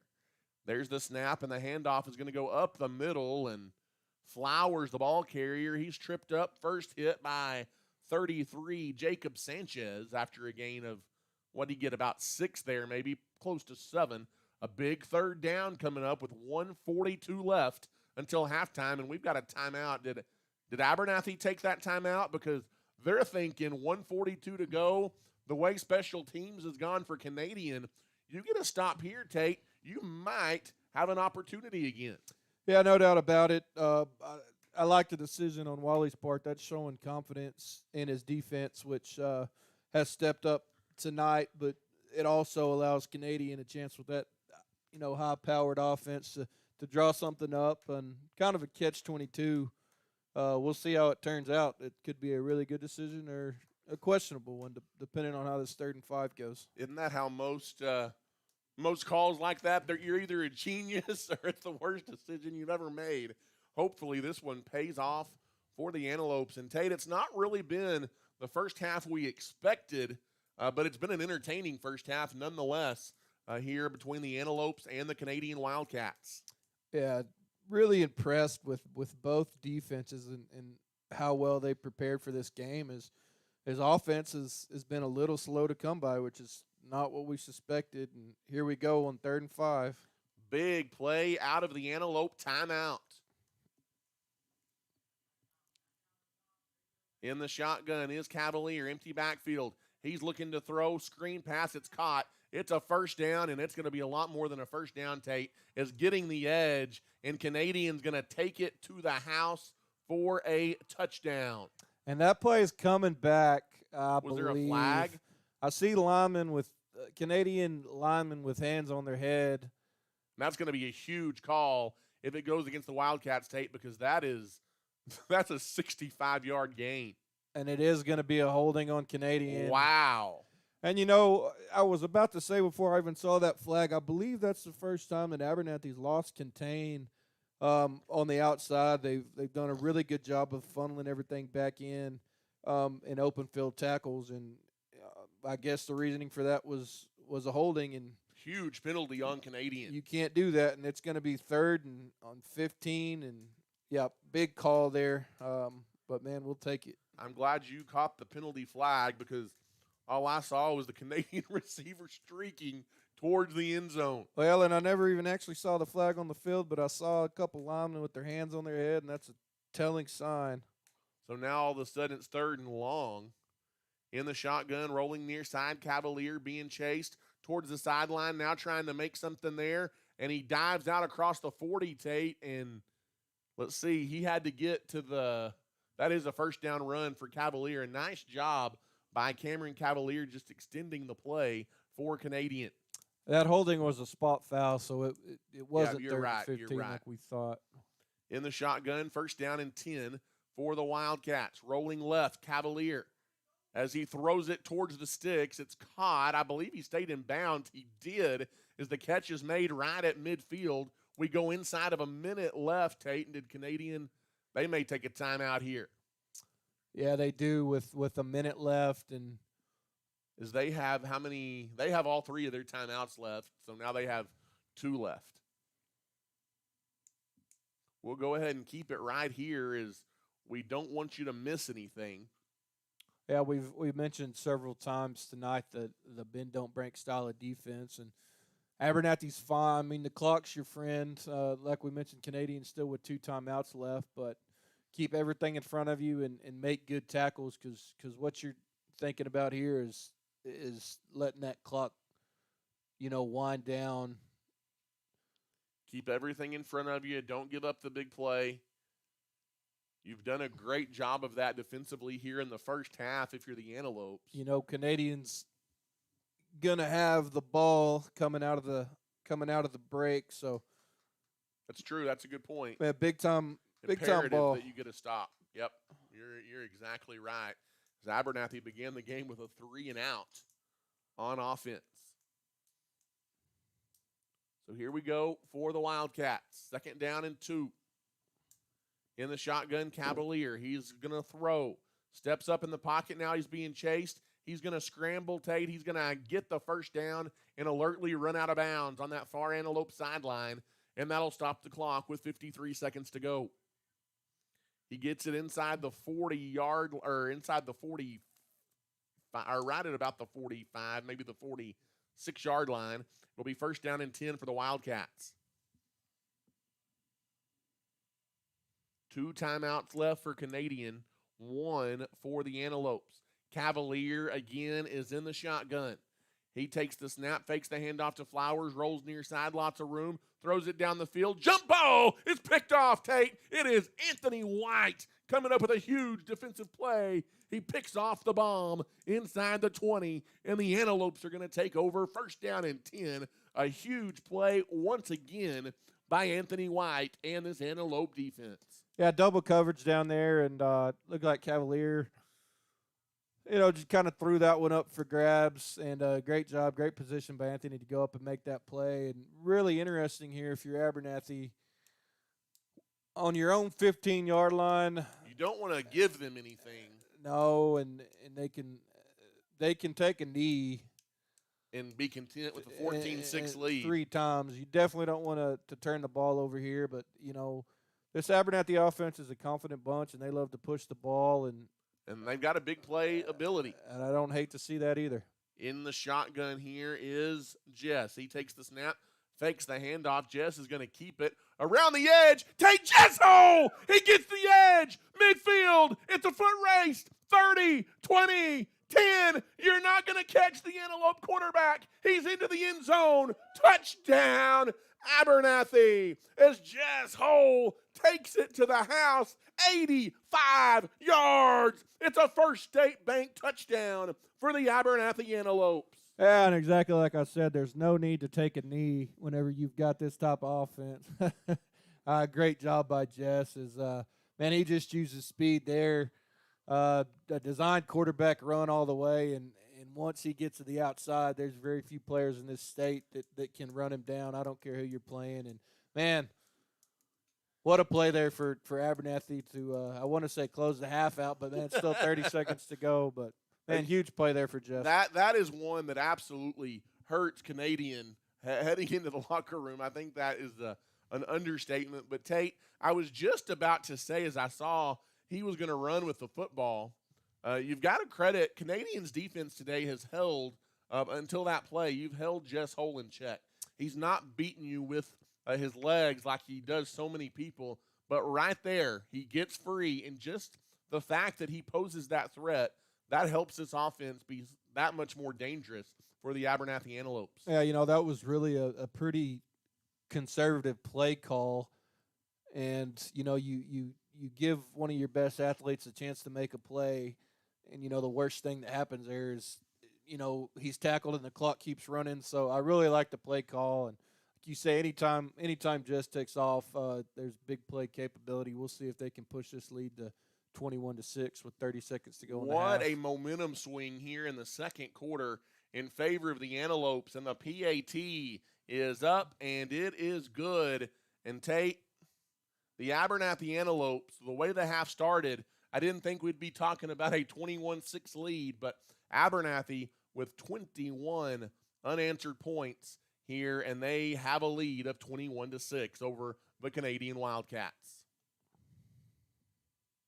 We'll take a quick break. You're listening to Abernathy Antelope football. The light shines on local students making their mark. We grind as brothers, and we won as brothers today. We just have each other's back no matter what. See what it takes to be the best in class. We're going to High School Spotlight, Sunday on Valley Sports Southwest. And welcome back here to Dick Bivens Stadium in Amarillo, Texas. Ty Horsford, Tate Horsford, back with you. It's a family affair. We've got Elizabeth Horsford on the camera tonight. Thrilled to be able to bring you the live stream of this one. It got approved this week by the UIL, unlike last week's game against Ballinger. And so far, Tate, so good for the boys in maroon. They're kicking off now with a 21-6 lead. Yeah, big-time second quarter for Abernathy. Down 6-0 after the first with really zero momentum to speak of. And, man, they seized all of it in this second quarter. And let's see if they can close it out 30 seconds and go to the locker room and regroup. As kicking it off is Jess Hole. It's a short little pooch kick. It's again, Tate, bobbled around at the 19-yard line. And Canadian, Tate, they continue to struggle on special teams. And it's going to be first down and 10 Canadian as they do cover it up at about the 23. Yeah, that's really been the story of this game. Special teams, we didn't really talk about it much in the pregame, but multiple miscues and has really set up Abernathy in good position. And, yeah, it's been a wild first half. Wild turn of events, and as fast as we were bumping along, things have slowed down a little bit here the last 3 minutes of this first half is lots of action, and we'll see how aggressive Tate Canadian is with 28 seconds left.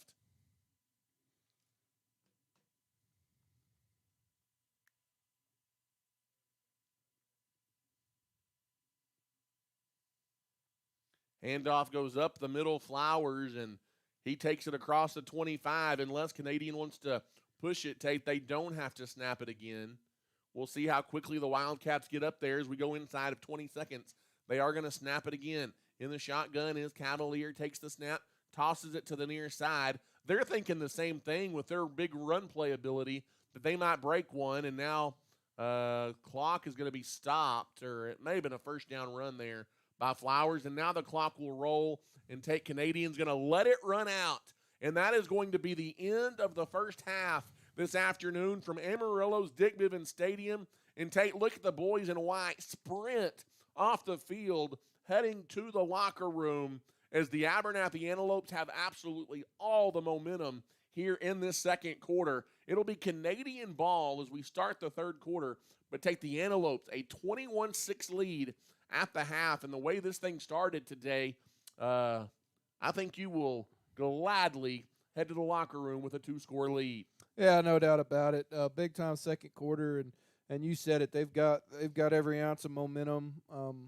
You see, like you said, Abernathy, sprinting to the locker room, and Canadian slowly behind them. You just wonder if that 85-yard run from Jess just really took the wind out of their sails, and they'll get a chance to regroup and get the ball coming out in the second half. But Abernathy's put themselves in a great position to take control in the second half and move on.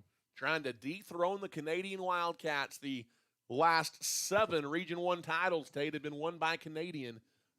Abernathy trying to throw a wrinkle in the Wildcats' plans here in 2021. We'll take an extended timeout here at the half and catch our breath. It's Abernathy 21 and Canadian 6 here at halftime. Thanks for listening to tonight's broadcast. We are at halftime and will return to the air shortly. Tonight's game is sponsored and provided by the Abernathy Independent School District, First State Bank, Clark Riley Insurance, Plains Grain Company, Abel Funeral Home and Flower Shop, Abernathy's First Baptist Church, Ty Horsford Real Estate, JC Refrigeration, Cooling and Heating, Has Beans Coffee, Hill Veterinary Services, St. Clair and Massey Orthodontics, South Plains Auto Ranch, Little Slice of Heaven Cafe, Nana's Donuts, and Nutrient Ag Solutions. If you are interested in showing your support for the Antelopes and Ladylopes and being a sponsor during our broadcast, call us at 806-773-4658. You can rewatch this live broadcast by visiting this same YouTube channel. To stay up to date on the latest news and broadcast information regarding the Antelopes, follow us on Facebook at Abernathy Antelope Sports Broadcast Home. Again, we are at our halftime break and will return to the air shortly. Go Lopes!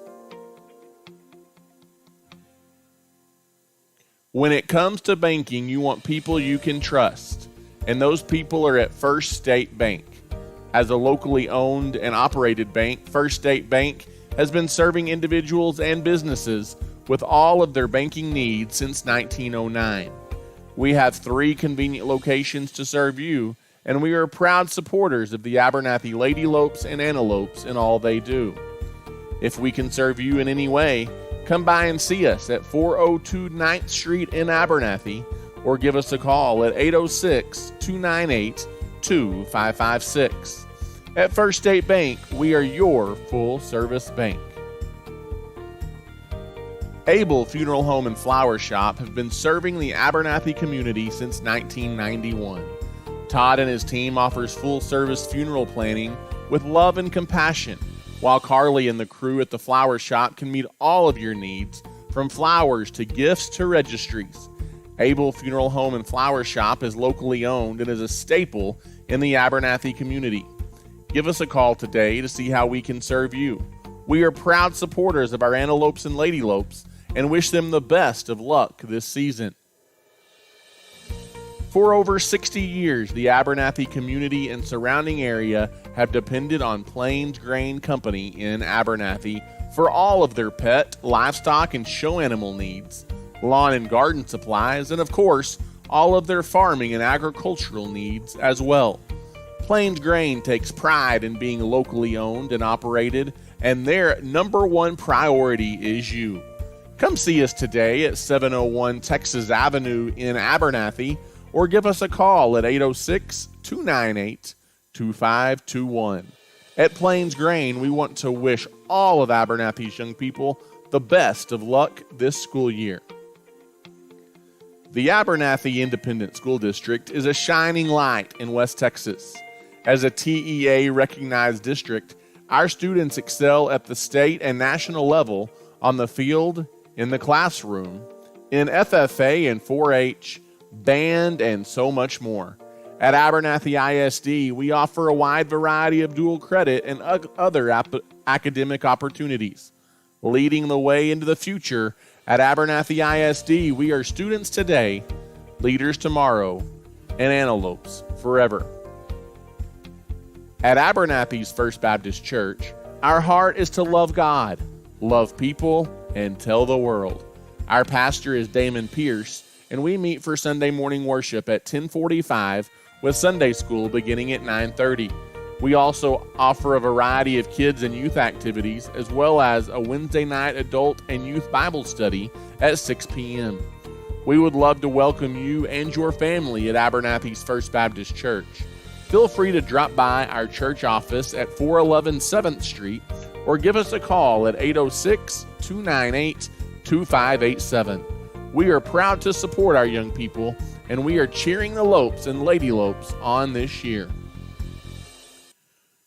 Regardless of the type of personal or business insurance needs you have, your first call needs to be to Clark Riley Insurance in Abernathy. With over 30 years of experience, our friendly staff is ready to serve you. Stop by and see us on the West Service Road in Abernathy, or give us a call today at 806-298-2591. Whether it's home insurance, auto insurance, or anything in between, we've got you covered at Clark Riley Insurance in Abernathy. We want to wish the Lopes and the Lady Lopes the best of luck this season. If you're looking for a used car, there's no need to search far and wide. Just pay your friends at the South Plains Auto Ranch a visit in Abernathy. South Plains Auto Ranch can find you the perfect vehicle to meet your needs, and with their buy here, pay here mentality, buying a car or truck has never been easier. Give us a shout today at 806-298-2200 or come see us on South Avenue D in Abernathy. South Plains Auto Ranch is backing the Lopes and Lady Lopes this season. In today's competitive real estate market, you want someone fighting for you. Ty Horsford is a licensed realtor in Texas and is proud to serve the people of Abernathy and the surrounding area with all of their real estate needs. Whether you're looking to buy, sell, or just want to know what your property is worth, give Ty a call today at 806-773-4658. Ty Horsford Real Estate is a proud supporter of the Abernathy Antelopes and Lady Lopes. If you are in need of heating and air services on the South Plains, your only call needs to be to JC Refrigeration, Cooling, and Heating. We've got the experience and professionals to handle all your needs, as we specialize in residential, light commercial, and mobile home services. To find out how we can serve you with our heating and air needs, give us a call today at 806-744-9855 or come by and see us at 1606 North University Avenue in Lubbock. JC Refrigeration, Cooling, and Heating is backing the Lopes and the Lady Lopes throughout the 2021-22 school year. As a leader in the agriculture industry, Nutrient Ag Solutions is committed to helping West Texas growers reach their greatest potential. The professionals at Nutrient Ag Solutions pride themselves as being known as the ag retailer of the future, with their focus on customer service. An emphasis is consistently placed on providing the best performing chemical, fertilizer, and seed products, financing programs, and second-to-none technology used in crop consulting and field application for their customers. With 6 retail locations located nearby, they're equipped to experienced agronomists that are able to work alongside you to create the ideal plan for your operation. David Carver and his crew would like to say thank you for those that have entrusted them for years of service to their needs, and would also like to wish the Antelopes a successful and blessed year. Again, we are at halftime, and we will return to the air shortly.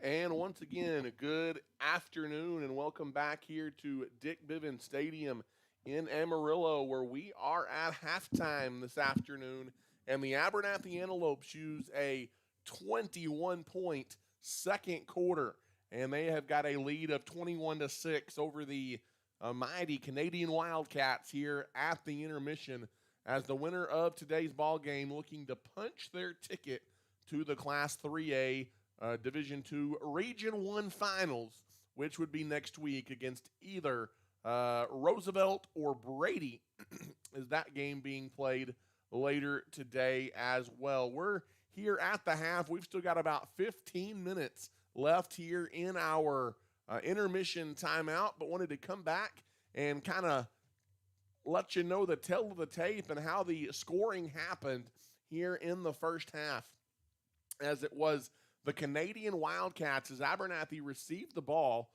to begin the game, looking to seize momentum early, but it was Canadians' defense forcing a 3 and out. And once they did that, Canadian took advantage of good field position.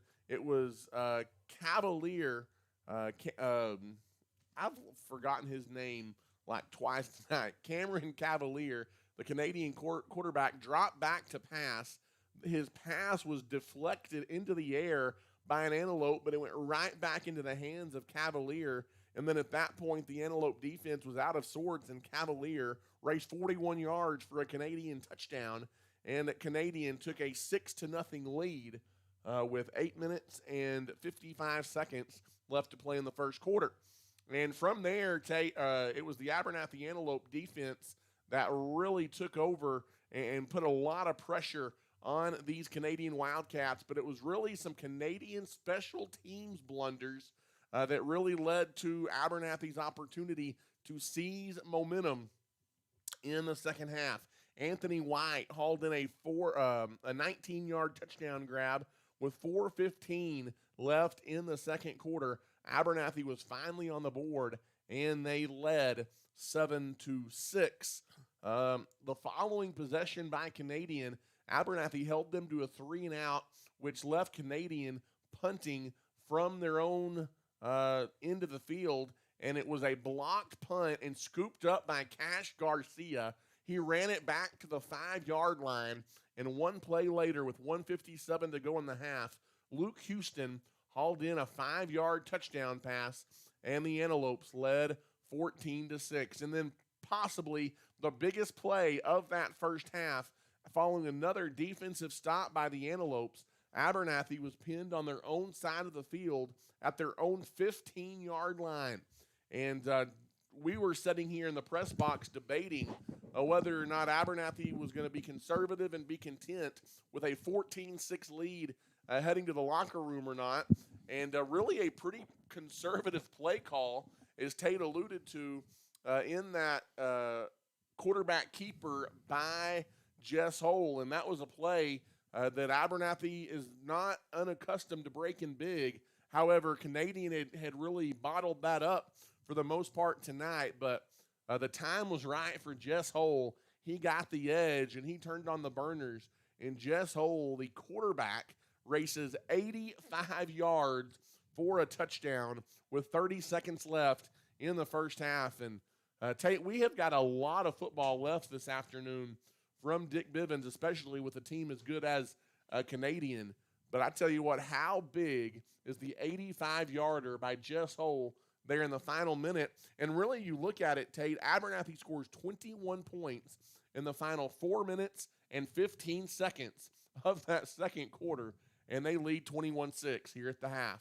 Yeah, it seemed like there was a switch that just flipped in Abernathy. And, I don't want to say that they lacked confidence coming in, but everybody knows the history with Canadian. It's however many times we've played them. And, a couple miscues and a couple big plays on special teams, man, it seemed like Abernathy, decided, hey, we're the better team. Let's go get it done. We talked in the pregame about these explosive offenses, but I was really impressed, with Abernathy and Canadians' defense. Yep, absolutely. In that first half, it seemed like both units were really well prepared. But like you say, we watched it all year, and guys like Jess and Anthony and Luke, all it takes is one, just so many weapons. And yeah, the big play that you mentioned by Jess, man, that just completely turned the tide as you had the ball at your own 15 after a stop, with less than a minute, and then he busts one for 85 to really widen the gap. And yeah, really exciting first half. Man, we'd love to see more of the same as we'll get a chance to see Abernathy's defense right out of the gate. But man, if you're an Abernathy fan, you really couldn't ask for a better way for that half to end. Definitely, as you got all the momentum as we get ready to start the second half. It's 21-6. The Abernathy Antelopes lead here at the half. We will take one more timeout, come back, and maybe share some scores with you from around the area on this Friday after Thanksgiving, as Abernathy trying to punch their ticket to the Class 3A Regional Finals. We'll take a break. You're listening to Abernathy Antelope Football. The best football teams in Texas collide inside AT&T Stadium, all battling to be crowned champions. Get your tickets now for the UIL State Championships. Be a part of this Texas tradition. Log on to SeatGeek.com. Thanks for listening to tonight's broadcast. We are at halftime and will return to the air shortly. Tonight's game is sponsored and provided by the Abernathy Independent School District, First State Bank, Clark Riley Insurance, Plains Grain Company, Abel Funeral Home and Flower Shop, Abernathy's First Baptist Church, Ty Horsford Real Estate, JC Refrigeration, Cooling and Heating, Has Beans Coffee, Hill Veterinary Services, St. Clair and Massey Orthodontics, South Plains Auto Ranch, Little Slice of Heaven Cafe, Nana's Donuts, and Nutrient Ag Solutions. If you are interested in showing your support for the Antelopes and Ladylopes and being a sponsor during our broadcast, call us at 806-773-4658. You can rewatch this live broadcast by visiting this same YouTube channel. To stay up to date on the latest news and broadcast information regarding the Antelopes, follow us on Facebook at Abernathy Antelope Sports Broadcast Home. Again, we are at our halftime break and will return to the air shortly. Go Lopes! When it comes to banking, you want people you can trust, and those people are at First State Bank. As a locally owned and operated bank, First State Bank has been serving individuals and businesses with all of their banking needs since 1909. We have 3 convenient locations to serve you, and we are proud supporters of the Abernathy Ladylopes and Antelopes in all they do. If we can serve you in any way, come by and see us at 402 9th Street in Abernathy, or give us a call at 806-298-2556. At First State Bank, we are your full-service bank. Abel Funeral Home and Flower Shop have been serving the Abernathy community since 1991. Todd and his team offers full-service funeral planning with love and compassion, while Carly and the crew at the flower shop can meet all of your needs, from flowers to gifts to registries. Abel Funeral Home and Flower Shop is locally owned and is a staple in the Abernathy community. Give us a call today to see how we can serve you. We are proud supporters of our Antelopes and Ladylopes and wish them the best of luck this season. For over 60 years, the Abernathy community and surrounding area have depended on Plains Grain Company in Abernathy for all of their pet, livestock, and show animal needs, lawn and garden supplies, and of course, all of their farming and agricultural needs as well. Plains Grain takes pride in being locally owned and operated, and their number one priority is you. Come see us today at 701 Texas Avenue in Abernathy, or give us a call at 806-298-2521. At Plains Grain, we want to wish all of Abernathy's young people the best of luck this school year. The Abernathy Independent School District is a shining light in West Texas. As a TEA-recognized district, our students excel at the state and national level on the field, in the classroom, in FFA and 4-H, band, and so much more. At Abernathy ISD, we offer a wide variety of dual credit and other academic opportunities. Leading the way into the future, at Abernathy ISD, we are students today, leaders tomorrow, and antelopes forever. At Abernathy's First Baptist Church, our heart is to love God, love people, and tell the world. Our pastor is Damon Pierce, and we meet for Sunday morning worship at 10:45 with Sunday school beginning at 9:30. We also offer a variety of kids and youth activities, as well as a Wednesday night adult and youth Bible study at 6 p.m. We would love to welcome you and your family at Abernathy's First Baptist Church. Feel free to drop by our church office at 411 7th Street or give us a call at 806-298-2556. 2587. We are proud to support our young people, and we are cheering the Lopes and Lady Lopes on this year. Regardless of the type of personal or business insurance needs you have, your first call needs to be to Clark Riley Insurance in Abernathy. With over 30 years of experience, our friendly staff is ready to serve you. Stop by and see us on the West Service Road in Abernathy, or give us a call today at 806-298-2591. Whether it's home insurance, auto insurance, or anything in between, we've got you covered at Clark Riley Insurance in Abernathy. We want to wish the Lopes and the Lady Lopes the best of luck this season. If you're looking for a used car, there's no need to search far and wide. Just pay your friends at the South Plains Auto Ranch a visit in Abernathy. South Plains Auto Ranch can find you the perfect vehicle to meet your needs, and with their buy here, pay here mentality, buying a car or truck has never been easier.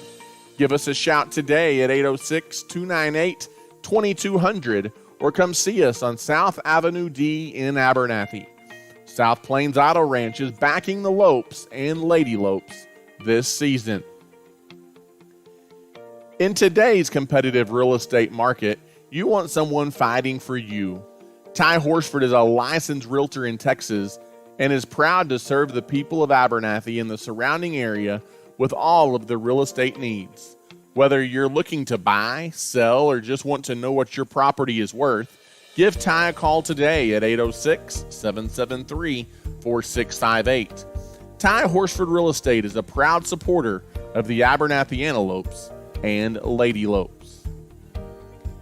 If you are in need of heating and air services on the South Plains, your only call needs to be to JC Refrigeration, Cooling, and Heating. We've got the experience and professionals to handle.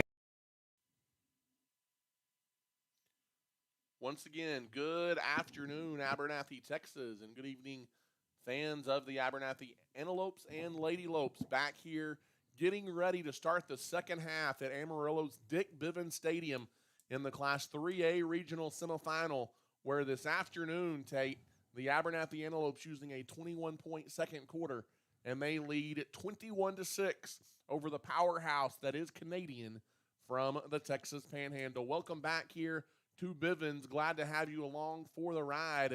If you're not in the house today, which by the looks of it, we were just talking off air, it's an absolutely gorgeous day here in the Texas Panhandle, and it has brought out the fans to Dick Bivens Stadium this afternoon. Doesn't get much better than this on the Friday after Thanksgiving. A huge crowd here today at Dick Bivens Stadium. And Tate, we've got a few other games going on around the area on this Friday afternoon in regional semifinal action. What do some of those scores look like for us? Yeah, just a handful of scores here. Looks like Whitesboro is beating Shallowater 43-25. 3 and change left in the game. It looks like Shallowater's run will be over.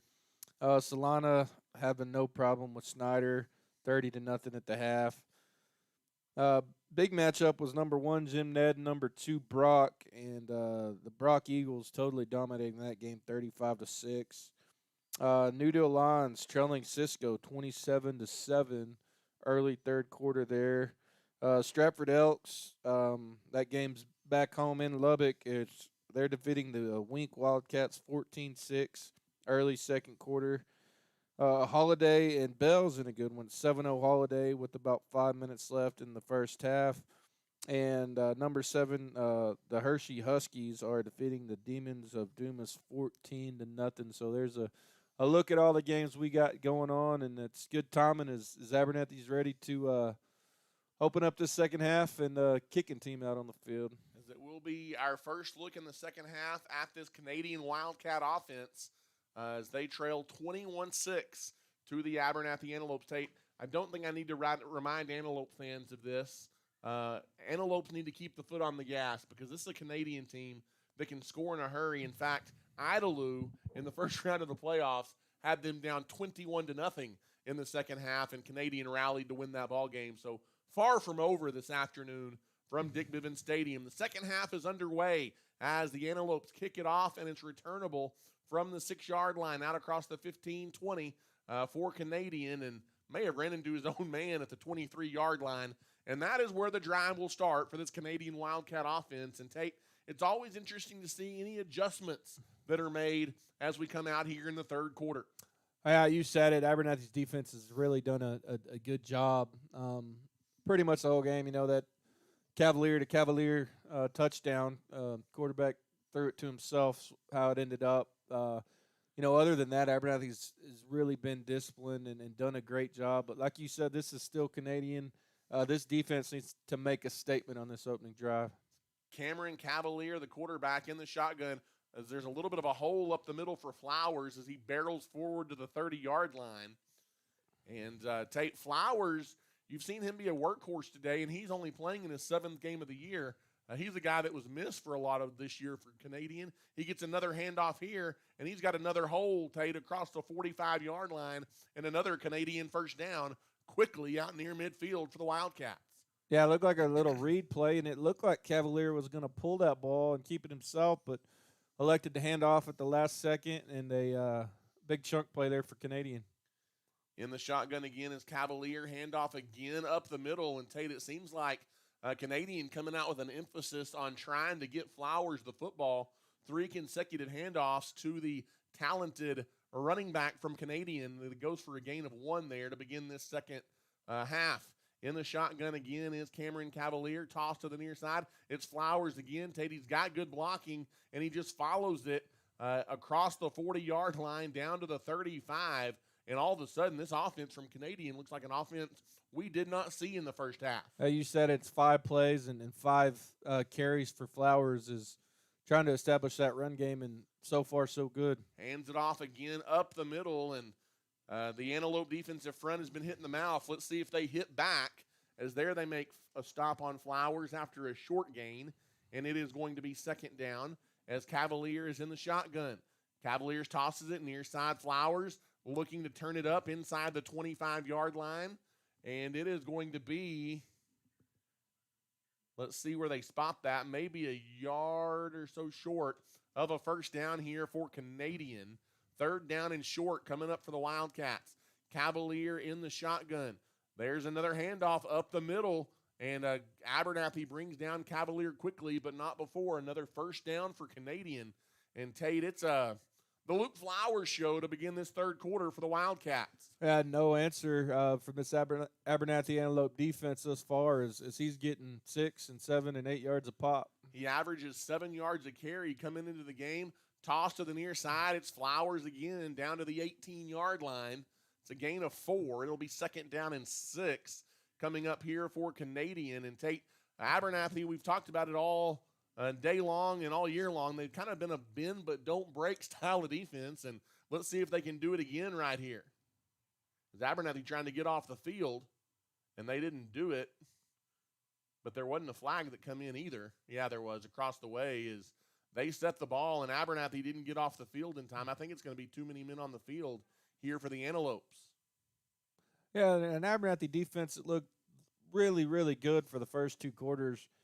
Canadian coming out with this heavy run attacks kind of got them, on their toes a little bit and worn down. Canadian is on the ball in a hurry, and they're not taking much time in between snaps, and they may have found a recipe for success against this Abernathy offense, it seems, this far. 9:31 left to play here in the third quarter. Abernathy leading 21-6. Cavalier in the gun, hands it off up the middle, and that time Tate Flowers is met pretty quickly, but it's another first down carry, and it's going to be first down and goal for Canadian. You really would like to get Canadian in a special team situation here if you could. That's been their biggest downfall so far, first and goal for the Wildcats. Cameron Cavalier in the shotgun. He's going to keep it up the middle. It's the quarterback keeping it. Ball comes out, and it is recovered in the end zone for a Canadian touchdown. 9 yards on the quarterback keeper by Cameron Cavalier. I think the ball did come out, but if it did, it was recovered in the end zone by a Canadian Wildcat. And Tate, that may be Canadians' way of saying, game on, we're here to play in the second half. Yeah, it's no secret that there's been multiple games this year where Abernathy's really struggled to stop the run, and yeah, Canadian come out and a 3 minute drive and another botched snap. I think he got that one down and made the extra point. But yeah, no doubt about it. Back to a one possession game and a statement drive by Canadian, and the fans here below us they feel it, and man, it's really crucial for Abernathy's offense to come out and to saying something for their first drive of the second half. Yes, it is. And I tell you what, we talked about how big that first drive of the second half was, and Canadian. You knew the Wildcats. They're too good to just lay down and die. That's not something they do. And Canadian quickly back to within one possession. And now I think it's important to see how the Antelope offense responds. Canadians come out, they've grabbed some momentum, and now how will the Antelopes respond? That is a 3-minute drive that goes 75 yards for a Canadian touchdown.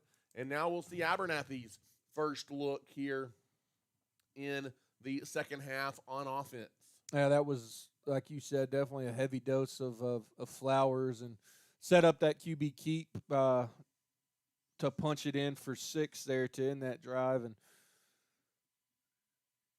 yeah, early here in the third quarter, and Canadians right back in this thing. We'll see what this Abernathy offense, how they can respond pretty quickly here.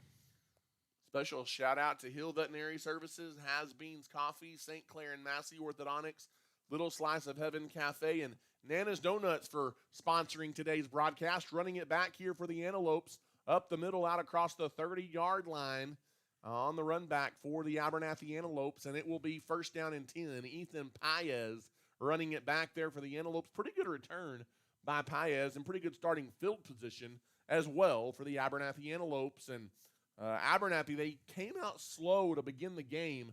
You really can't afford to come out slow to begin the second half here, Tate. No, you can't. And a very short kick, and like you say, the good position starting at your own 35. Let's see what they have in store for the Wildcat defense. Jess Hole is in the shotgun. He takes the snap, he hands it off. Coming near side, Malachi, and Reyes, the ball carrier, gets a short gain to the 37-yard line before he is going to be wrapped up by Canadians number 55, Nathan Mondragon. And it is going to be second down and 8 coming up here for the Antelopes. 8:35 left to play in the third quarter. Abernathy leads Canadian 21-13.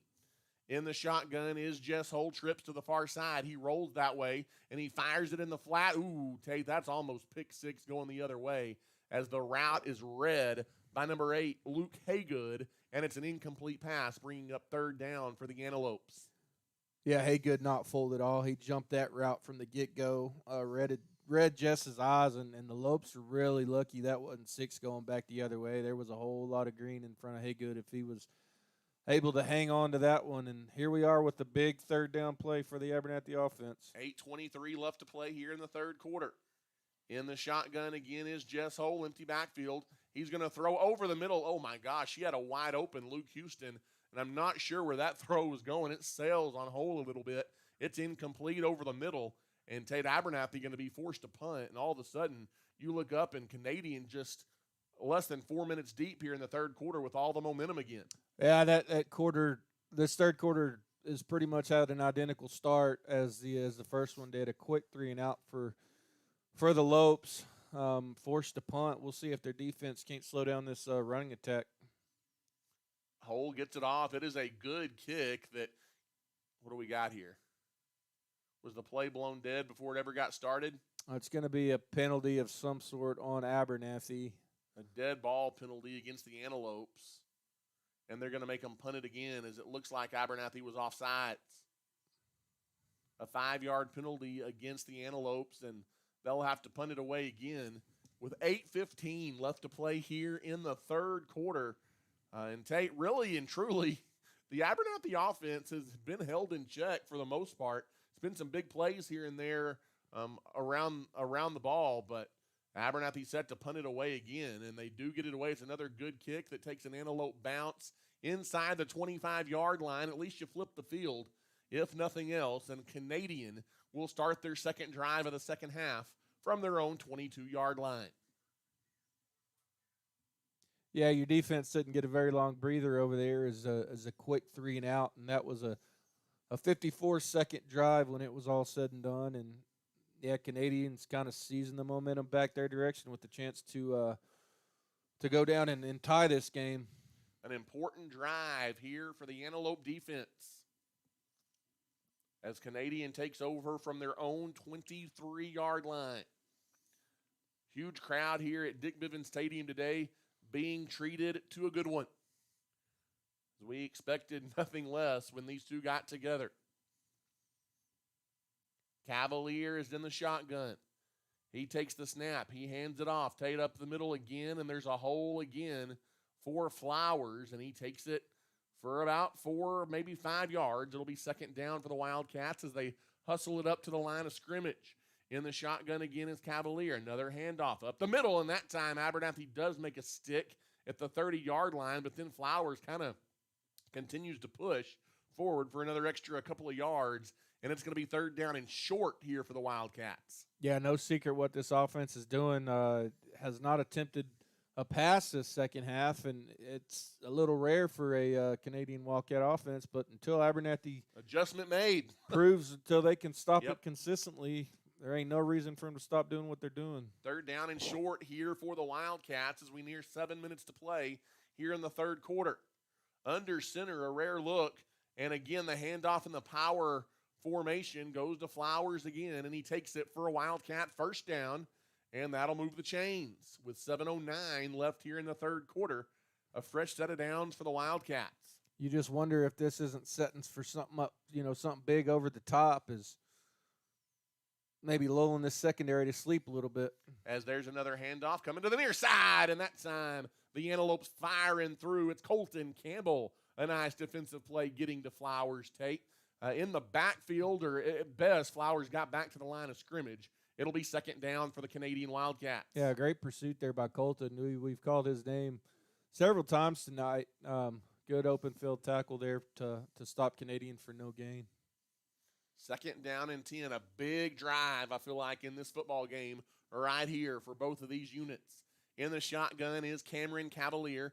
Takes the snap, fakes the handoff. Cavalier going to keep it himself to the near side. Tate picking his way across the 35 to the 36. But Abernathy, for the most part, stayed with it, kept Cavalier in front of him. It's a gain of 4 yards or so, and a massive third down and long 6, short 7 coming up here for Canadian. It goes out to the 37-yard line. Cavalier going to be in the gun on third down and 7. They haven't thrown a pass yet. Here in the second half, and Tate, there was movement on that offensive front for the Canadian Wildcats, I believe. As the play is blown dead, I believe Canadian was offsides. Yeah, false start on Canadian, causing Abernathy to jump off there. That's going to make it. That's going to move it back to third and behind the sticks a little bit, 3rd and 11 or 12, and you got to take advantage here for the Lopes. Yeah, no doubt. Big chance to get off the field, and we're halfway through the third quarter yet and have not seen Canadian attempt a pass, but 3rd and 12, you're probably going to see it here. Abernathy's played well in the secondary today defensively. In the shotgun is Cavalier. He takes the snap looking to throw. Steps up into it over the middle. Oh, my gosh. He has a wide open receiver take, and Cavalier just overthrew him. Or that could have been a huge play for Canadian.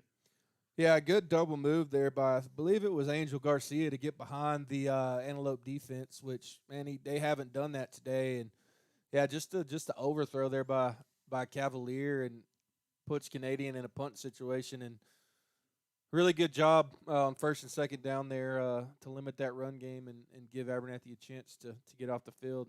That's going to be another false start, and Canadians going the wrong direction as they're going to back them up another 5. Anthony White going to be standing back inside his own 40 or around his own 40 to run this one back. And Tate, if Abernathy's defense ever needed to stop, even though they got a little bit of help there by the overthrow, they needed it right there in a big way. Well, I'd stand corrected. What was the call? Was it just a 5-yarder? They're going to move Canadian up 5.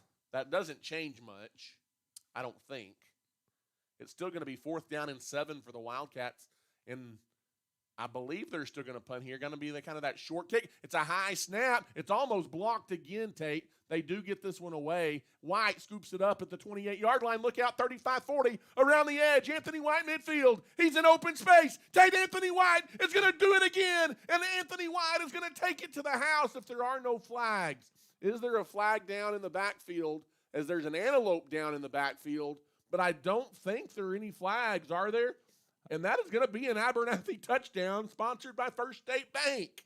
I tell you what, Anthony was licking his chops, took that punt off a bounce, and, man, he got upfield in a hurry. And, man, that guy's tough to tackle out in open space, and showed his athleticism and speed there and took it to the house. And, man, I don't know how many times we've mentioned the Abernathy special teams today, but, man, a huge play there.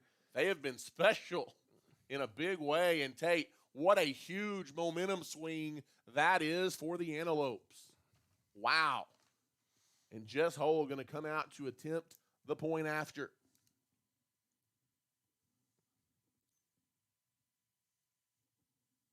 As the PAT by Jess is on its way, and it is good. And it's the punt return by White that has the Antelopes back in front, 28-13. Regardless of the type of personal or business insurance needs that you have, your first call needs to be to Clark Riley Insurance in Abernathy. With over 30 years of experience, our friendly staff is ready to serve you. Stop by and see us on the West Service Road in Abernathy, or give us a call today at 806-298-2591. Whether it's home insurance, auto insurance, or anything in between, we've got you covered at Clark Riley Insurance in Abernathy. We want to wish the Lopes and Lady Lopes the best of luck this season.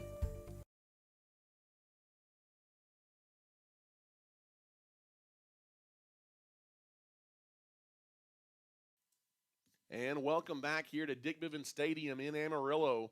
Voice of the Antelopes, Ty Horsford with you, Tate, and alongside Tate Horsford. And special teams does it again, not to beat a dead horse, but it's a horse worth beating, as the Abernathy Antelopes push that lead back out to 2 scores. A 65-yard punt return by Anthony White. Yeah, and, here we are right back where we started. Abernathy with a 15-point lead. Kicking off and a chance for the defense to come up with another stop and really seize control of this game. 5:12 left to play here in the third quarter.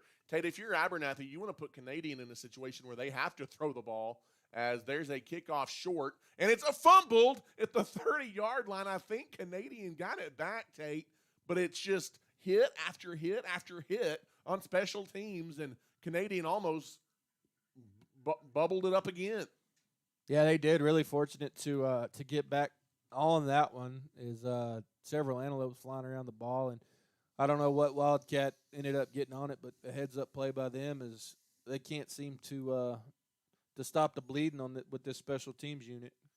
First down and 10 for Canadian. They'll take over from their own 32-yard line, now trailing the Antelopes 28-13. 5:10 left to play here in the third quarter. Then the shotgun is Cameron Cavalier. Cavalier's going to take the snap. He's going to throw. He's being chased by Landry Miller. Throws it underneath. It's caught. Thought that ball might have been pinned against the ground, but not going to be the call. It's caught, I believe, and it's going to go for a gain of about 3. The Antelopes running him out of bounds. I think you were right the first time. I think that ball skipped off the ground. They did call it incomplete. Yeah, it's going to be an incomplete pass. My eyes didn't fool me. We are kind of a long ways away, so sometimes you wonder. Second down and 10 here for the Wildcats. Tate, that's only the second time here in the entire third quarter that Canadians put the ball in the air. In the shotgun is Cavalier. He rolls out left, wanting to throw. Stretching with it over the middle. Good coverage by Luke Houston, and it's incomplete in the middle of the field. Yeah, really good job there on first and second down, and brings up a crucial 3rd and 10 for this Abernathy defense. Have come up big several times tonight with some key stops, and 2 pass attempts. Abernathy really hasn't had any success stopping the run in this third quarter, and Canadian, has seemed to abandon it a little bit on this drive. But I don't get paid to call the plays, so we'll take it 3rd and 10 for the Wildcats. Another big play here for the Lope defense. Almost a have to throw it down now.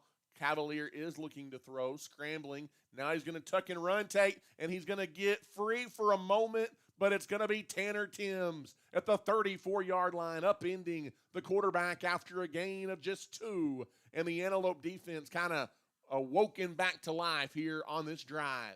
Yeah, credit the secondary for the Abernathy Antelope. Just nowhere to go for Cavalier downfield as he progressed through his reads, and good job by Timms making the tackle and forcing Canadian to punt on a 3-and-out. A high snap. He is going to get the punt away, and he's going to kick it away from Anthony White. It does take a Wildcat bounce, a good one inside the 20, and the Antelopes are going to be pinned inside the 20 at their own 16-yard line, Tate. But I'm telling you what, if you could chew up some time and take it down the field and put together a scoring drive here, you're going to put Canadian in a difficult hole for them to climb out of. Yeah, ideally you would choose some time off the clock, but, man, I think you just take points any way you can get them on this possession. You got Canadian reeling, and, one score. This would it would put Canadian in a hole they just might not be able to climb out of. 4:12 left to play here in the third quarter. Antelopes leading 28-13. In the shotgun is Jess Hole. He takes the snap. No one there for him to hand it off to, so he's going to keep it. Tate, it almost looked like he was expecting a running back there, and then he dives forward for a gain of a couple. It'll be 2nd down. As we go inside of 4 minutes to play here in the third quarter. In the shotgun is Jess Hole.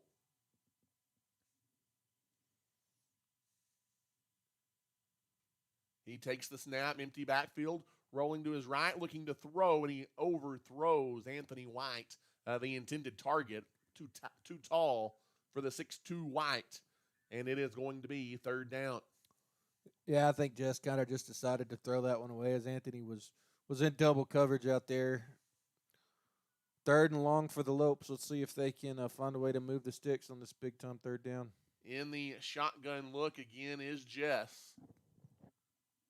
Hole is going to take the snap, looking to throw, airs it out over the middle. He's got a wide-open Houston in stride. 30, 20. Tate, you're not going to catch him. Luke Houston, touchdown. It's a First State Bank score for the Abernathy Antelopes, and it goes 82 yards for the Antelope touchdown.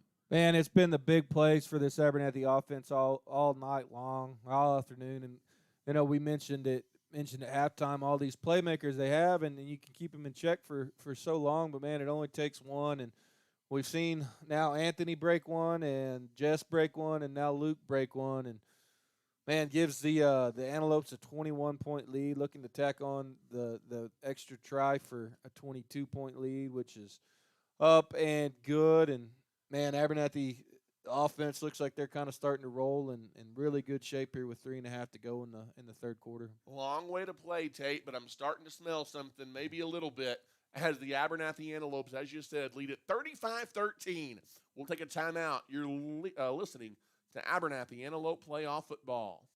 When it comes to banking, you want people that you can trust, and those people are at First State Bank. As a locally owned and operated bank, First State Bank has been serving individuals and businesses with all of their banking needs since 1909. We have 3 convenient locations to serve you, and we are proud supporters of the Abernathy Lady Lopes and Antelopes in all they do. If we can serve you in any way, come by and see us at 402 9th Street in Abernathy, or give us a call at 806-298-2556. At First State Bank, we are your full-service bank. And welcome back here, Antelope fans.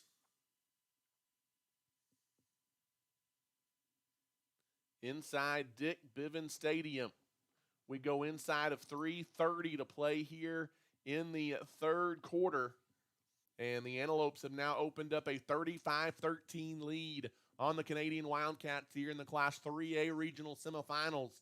And the Antelopes are set to kick it off here in the third quarter, as we'll get another look at the Canadian offense. It's a short pooch kick that's caught cleanly at the 23-yard line out across the 30-yard line.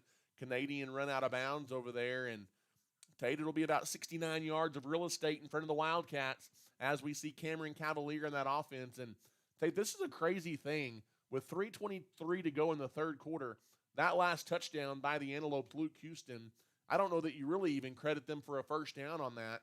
But Abernathy, outside of that, does not have a first down offensively here in the second half. But it's been the 82-yard pass play and the the punt return by Anthony White that has extended this lead for Abernathy.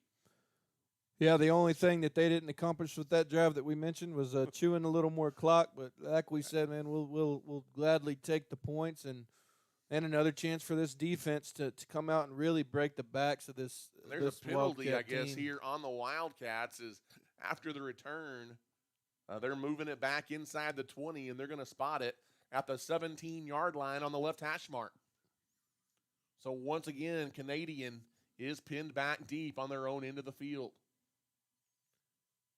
Man, Tate, if you can get another stop here, you just continue to kind of bury Canadian in a hole that they're going to have a hard time getting out of. In the shotgun, empty backfield. Looking to throw. They do underneath. It's through the hands of Flowers, and it's number 2 there for the Abernathy Antelopes. Nice play there by Jackson Wiley, the head coach's son for the Antelopes. Yeah, great pursuit on Wiley on that screen pass, and he was looking to make a tackle, and that throw was a little behind. I believe it was Flowers, and, man, that was really close to another pick-six opportunity. And for the Lopes, second down and 10.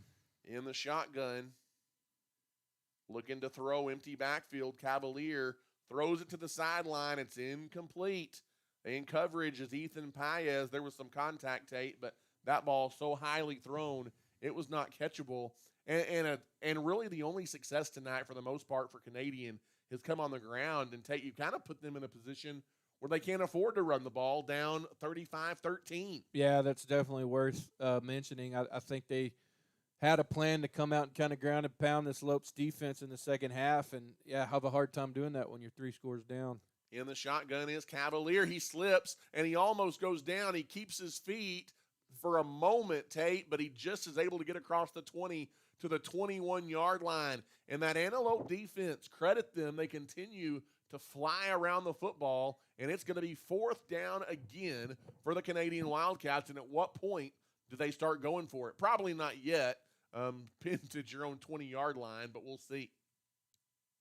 Yeah, as I didn't think Abernathy was going to have a returner back, but looked to be in the pump formation deep in their own territory, and that is what it's going to be. It's blocked again. It's hit up in the air, Tate. Callahan Shipley gets a hand on it for the Abernathy Antelopes, and it might have been number 50, Cash Garcia, with his second block kick covered up of the afternoon. Unbelievable. And you might be right on that, but I'm not 100% sure that didn't hit a helmet of a Canadian player. I'm trying to look at the replay on the big screen, and just the way that ball ricocheted, it was a very low punt. But either way, another special teams blunder for the Wildcats. And, man, Abernathy starts in the red zone and a chance to, man, all but put this one away, I think, here late in the third quarter. Ball going to be at the 17-yard line as the Antelopes take over, looking for a knockout blow. In the shotgun is Jess Hole. He takes the snap with an empty backfield, fires it over the middle. Anthony White thrown a little bit behind him, Tate, and White not able to go back and get it. He got a hand on it, but that's all he could do. It'll be second down and 10. Yeah, this Abernathy offense is definitely smelling blood right here. Is wasted no time going to Anthony in the end zone. And, man, they are doing everything they can to punch this in and put this thing away. In the shotgun is Jess Hole. 2 receivers to the right. Luke Houston alone to the left. It's Rodriguez and White lined up on the right side. In the shotgun is Jess. He's going to take the snap from there, and he's going to keep it. This is a design keep up the middle. There's a little bit of a hole, and he takes what's there down close to the 10-yard line, and it will be third down and about 3 coming up here for the Antelopes. And no hurry here for this Abernathy offense. Let that play clock run down as we near 2 minutes to go in the third quarter. On a 3rd and short here for the Lopes. In the shotgun. And Jess Hole is going to slow things down and look over to the sideline as we go inside of 2 minutes to play here in the third quarter. Antelopes leading 35-13 here over the Canadian Wildcats. In the shotgun, there's the snap, empty backfield, rolling near side. Ooh, and that's just a miscommunication. And Jess Hole put a little too much on that one to the near side. Luke Houston was there, but not really in the vicinity of making that one. And it is going to be 4th down for the Antelopes. And are they going to look for 3 here? Yeah, try to stretch this lead out a little bit from 22 to 25, which you're looking at about a 28-yarder. 28-yard field goal here off the foot of Jess Hole as Abernathy looks to add to a 35-13 lead. The hold is good. The kick is up, and Tate. Wide left, I pushed believe. I thought he might have got it in that left upright, but he does not. So credit the Canadian defense after Abernathy took over at the 17-yard line. The Antelopes do not come away with points, and Canadian may be clinging to a little bit of life here with 1:42 to play in the third quarter. Yeah, really a missed opportunity there for Abernathy starting in the red zone and unable to capitalize. But Canadian with a long field ahead of them as we are inside 2 minutes to go here in the third quarter. See if this defense can make another stop. Wildcats first down and 10 from their own 20 as in the shotgun formation. There's the snap to Cavalier. He hands it off to Flowers as a flag flies in. Tate Flowers bottled up after a short gain. It was maybe Landry Miller, among others, in on that stop. Let's check the penalty. In the area of a hold, I believe. No, they're going to call offsides, I guess, or legal formation maybe. Yeah, legal formation on Canadian there. And the Wildcats being forced back. It's going to be inside the 20 now at the 15-yard line with 1:33 to play in the third quarter. In the shotgun again is Cavalier. Cavalier with an empty backfield looking to throw, steps up in the pocket, fires it, it's intercepted, or did he hang on to it? He didn't, as Luke Houston was thinking run it back to the end zone before he secured it. It's an incomplete pass, but Luke read it perfectly. Yeah, he jumped that route from the get-go, and yeah, man, he had his eyes on the end zone as that thing was in and out of his hands. Would have been a huge turnover for this Abernathy defense. 1:25 to go. It's going to be second down and long here for the Wildcats at their own 15. Empty backfield looking to throw. Now going to run with it. Cavalier on the quarterback keeper. Makes a couple of Antelope defenders miss. Take Cavalier still on his feet. 40-45. It's a foot brace as a flag comes in. This one's going to be a first down, but the big run is going to come back as there's going to be another penalty on Canadian in the backfield following the play. I think. We'll check. Yeah, looks like it's going to be a holding, man. Cavalier made about 8 guys miss on that play as he kind of weaved his way through that Abernathy defense. And once he broke free, it looked like there on the outside there was a holding penalty. And I believe it was Ethan Paez that threw his hands up in the air looking for that flag, and he got it. And Ted, I'll tell you what, Abernathy fortunate that there's not an offsetting penalty at the end of that play is the Canadian sideline and the fans below us. There was a pretty good hit there after Cavalier had already run out of bounds on that at the end of that play, but that flag was not thrown, fortunately, for the Antelopes. Yeah, he did end up in lane 2 out there on the track, I think. And I don't believe there was an official over there at that point. I think he kind of stopped after he threw the holding penalty, and there wasn't. The back judge was on the other side of the field, and yeah, he might have missed one, but yep, that's going to be a big penalty, and that's the second holding penalty on Canadian that's negated one brought back a touchdown, and that was a huge gain to put them down there inside the Abernathy red zone. But it is first down and 10 still for Canadian, though. Toss goes to Flowers on the left side. Flowers gets the edge, Tate. He's out across the 40, and he's run out of bounds. But that's another nice gain and a first down for the Wildcats. It's kind of lost on me why they haven't gone to Flowers more today, honestly, Tate. In the shotgun is, again, the handoff going to go to Flowers up the middle, and he's, again, a tough one to bring down. He takes it into Antelope territory to the 46. Yeah, it really makes it hard on Canadian being down 3 scores to do that consistently. But, man, yeah, Abernathy has not been real successful at stopping that run game, especially in the second half. Toss to Flowers on the left side, and he is pulled down from behind. But, Tate, it's another first down run for Luke Flowers. That'll stop the clock at 34 seconds left to play here in the third quarter. And Abernathy continues to lead 35-13. At least I think it's a first down run. Do we have another penalty? They haven't moved the sticks yet. This might be another hold on Canadian. Oh, nope, it's a face mask actually on the defense. A personal foul on Abernathy, and that's going to give Canadian 15 freebies. And Tate, this game's not over yet. Canadian puts it in here, and it's a 2-score game again. Yeah, that's exactly right. And all the time in the world left for this Canadian offense. In the shotgun is Cavalier. He hands it off again up the middle.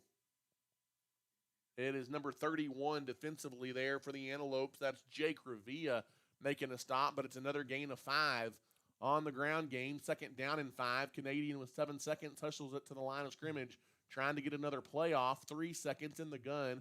Toss again to Flowers. He tries to stretch the play, and the Antelopes make a nice stop right in his tracks. Yeah, good pursuit that time. Stopped them right at the line of scrimmage, and it's going to bring up a 3rd and 4 or 5 to open the final frame here in your regional semifinal match. Abernathy 12 minutes away from punching their ticket to the regional finals. We'll take a break and come back with the fourth quarter. You're listening to Abernathy Antelope Football. If you're looking for a used car, there's no need to search far and wide. Just pay your friends at South Plains Auto Ranch a visit in Abernathy. South Plains Auto Ranch can find you the perfect vehicle to meet your needs, and with their buy here, pay here mentality, buying a car or truck has never been easier. Give us a shout today at 806-298-2200 or come see us on South Avenue D in Abernathy. South Plains Auto Ranch is backing the Lopes and Lady Lopes this season.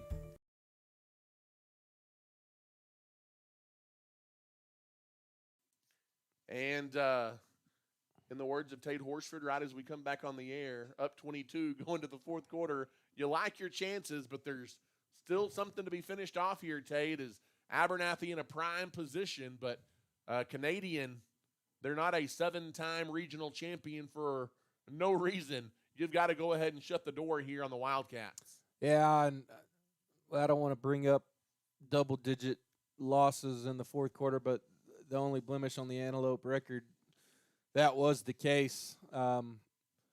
Big-time opportunity for this defense to come up with something big here. It's going to be 3rd and about 5 to go to open the fourth quarter right outside the Antelope red zone. The 21-yard line for the Wildcats.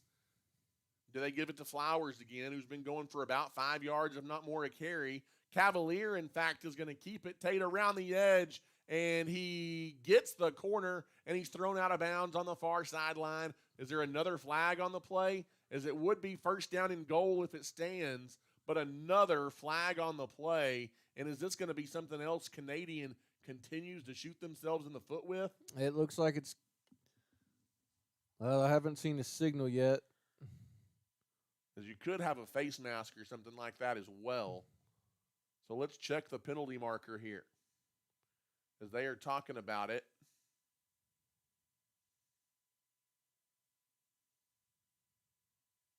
As no official, no signal yet from the White Hat.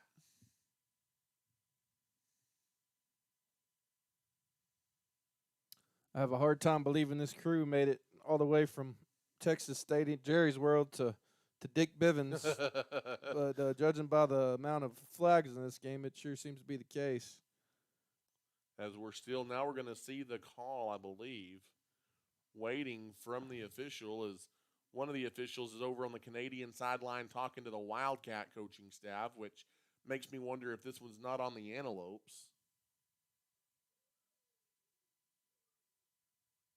As it is a holding on the defense, Tate, a defensive holding, the call here on Abernathy, and it's going to be a first down for Canadian, as it does not negate the run.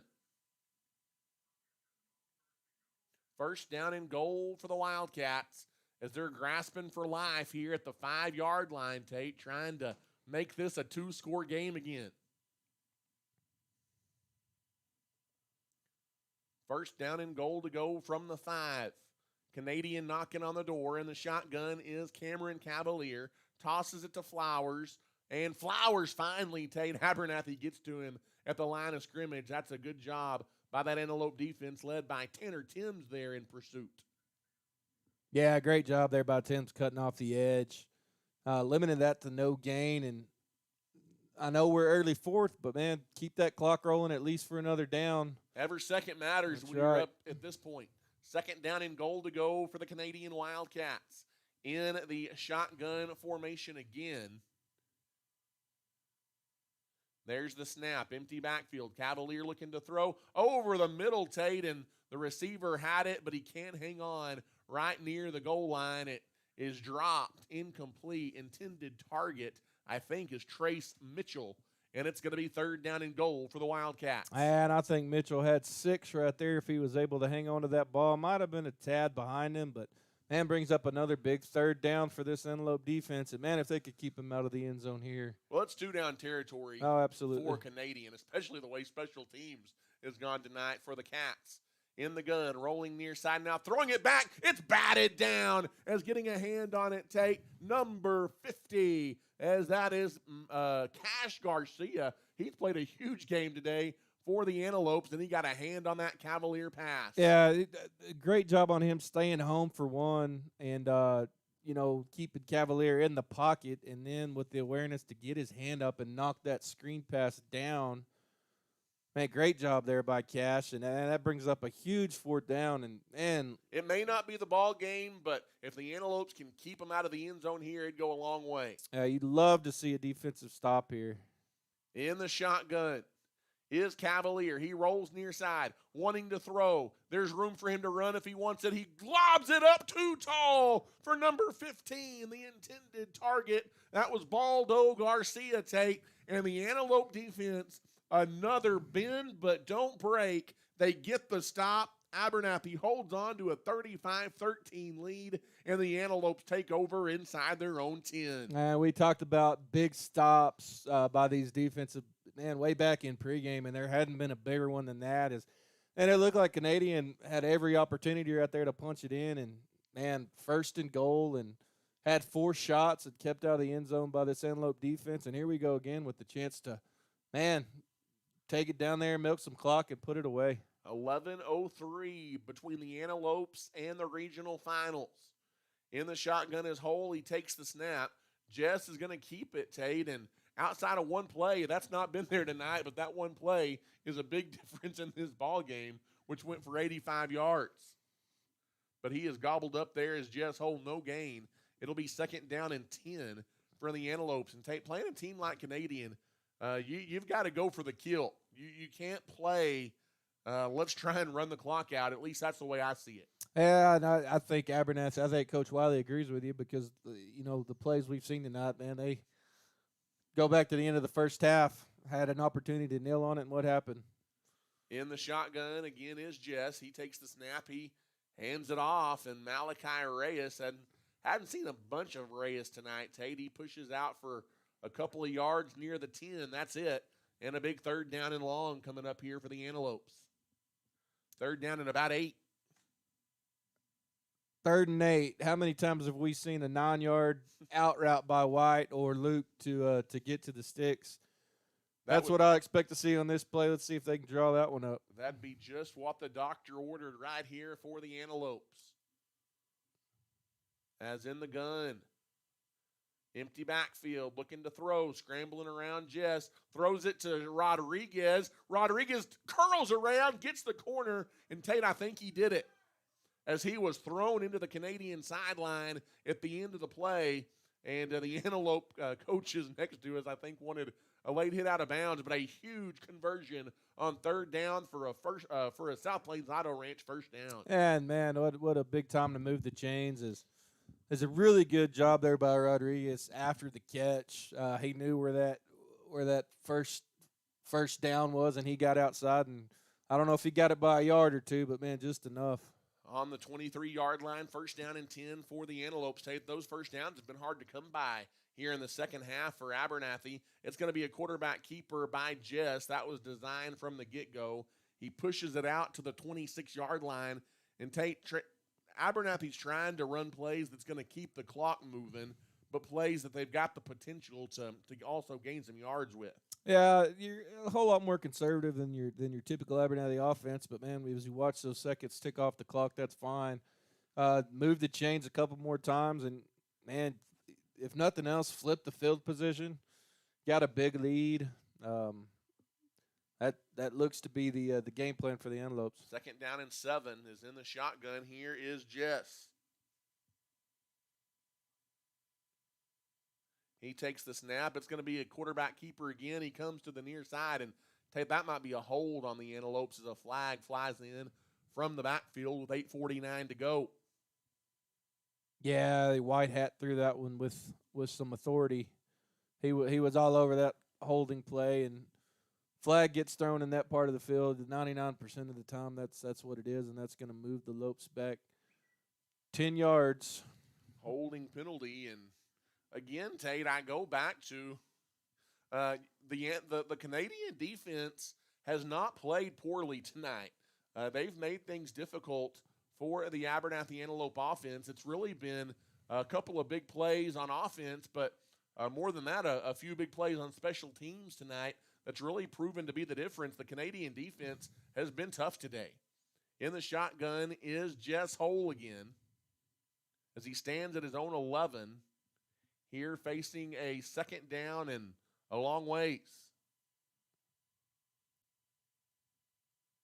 In the gun, handoff, nope, fake handoff, little slant over the middle, Tate. It's caught back across the original line of scrimmage near the 25-yard line. That was Landry Miller there over the middle. He's proved to be a threat running that seam route. We've seen that time and time again, and I think it took 10 out of the 11 Wildcats to bring him down as they stood him up, but had good gain there on 1st and long, which is going to bring it right back to the original line, I think. 3rd down and 7 coming up here for the Antelopes. As 3rd down and 7, big 3rd down. Abernathy converted a moment ago on 3rd down. In the shotgun again is Jess. Rolling to his left, looking to throw. Quickly gets it to the sideline, Tate. It's out of the reach of Sean Rodriguez, and credit pressure by Canadian in the backfield. And Jess Hole and Canadian, the guy giving chase there, kind of got into it a little bit. And maybe a little bit of an acting job there by the Wildcat defender. He kind of demonstratively went to the ground there, wanting a flag. Not going to get it, but the Antelopes are going to punt. Yeah, how many times do you see a quarterback overpower a defensive lineman like that? But I think Jess thought he was hit a little late and aggressive, and he went right back at him. And the Antelopes are going to punt it away. Canadian, a fair catch made at the 48-yard line. But Tate, more importantly, another 2.5 minutes off the clock. 7:28 to go here in the 4th quarter. It's 35-13. The Antelopes continue to lead. And Tate, tonight it hadn't been pretty on offense for Abernathy. It's not always been pretty on defense, but I tell you what, in the regional semifinals, it doesn't really matter what it looks like, especially when you're playing Canadian. You try and get a win however you can get it. Yeah, and like you said tonight, it's been the act of the big play, and that's perfectly fine. As we got 7.5 to go in the fourth quarter, and up 3 possessions. If nothing else, your defense here, nothing over the top, no big plays. Keep everything in front of you because you want the clock to remain your friend and keep on ticking. As in the gun, Cavalier looking to throw over the middle. Tate, he threw behind his receiver.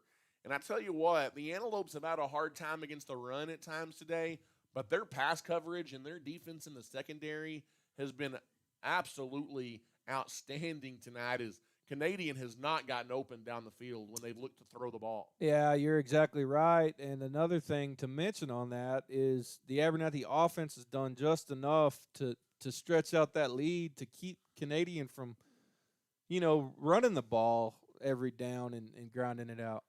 Throwing it deep. They've got a receiver down the field, Tate. And just as we say that, the biggest pass play of the day for Canadian goes down inside the 10. It's first down and goal for the Wildcats. Yeah, just receiver got behind Paez there, and, yeah, right on cue as we spoke so highly of this secondary and has played such a great game. And, yeah, the first really deep completion all day as we tick down close to 7 minutes to play. Trace Mitchell on that catch in the shotgun here. Again, as Cavalier fakes the handoff, throws it to the near side. Mitchell again. He curls towards the 5-yard line, and he's knocked down after a gain of 5. But Tate, the clock rolls, and that's what you want. You want this to take time, even if Canadian gets it in, as we go inside of 7 minutes to play in the ball game. It's second down and goal for the Wildcats. Cavalier in the gun. 2 receivers to the far side. Handoff up the middle. Flowers. And Abernathy gets a nice seal off there in the middle by that defensive line, and it's going to be third and goal. Yeah, and that's precious seconds for Canadian ticking off the clock. Third down and goal here for this Lopes defense. Can they do it again? In the gun, and there's a huge hole up the middle for Flowers. And Flowers, as well as he's played tonight, Tate, he gets it into the end zone for a Canadian touchdown from 5 yards out. And the Wildcats, they're not done just yet. You wouldn't expect anything other than that kind of effort from a Canadian Wildcat football team. They're on to attempt the point after. Yeah, big kick right here to eliminate them having to get 2 2-point conversions. As there's movement up front on Canadian. And that's going to back them up a little bit. And as hit and miss as this special teams, mostly miss as this special teams for Canadian has been tonight, that may be a big deal. 6 minutes and 20 seconds left to go tonight in the game.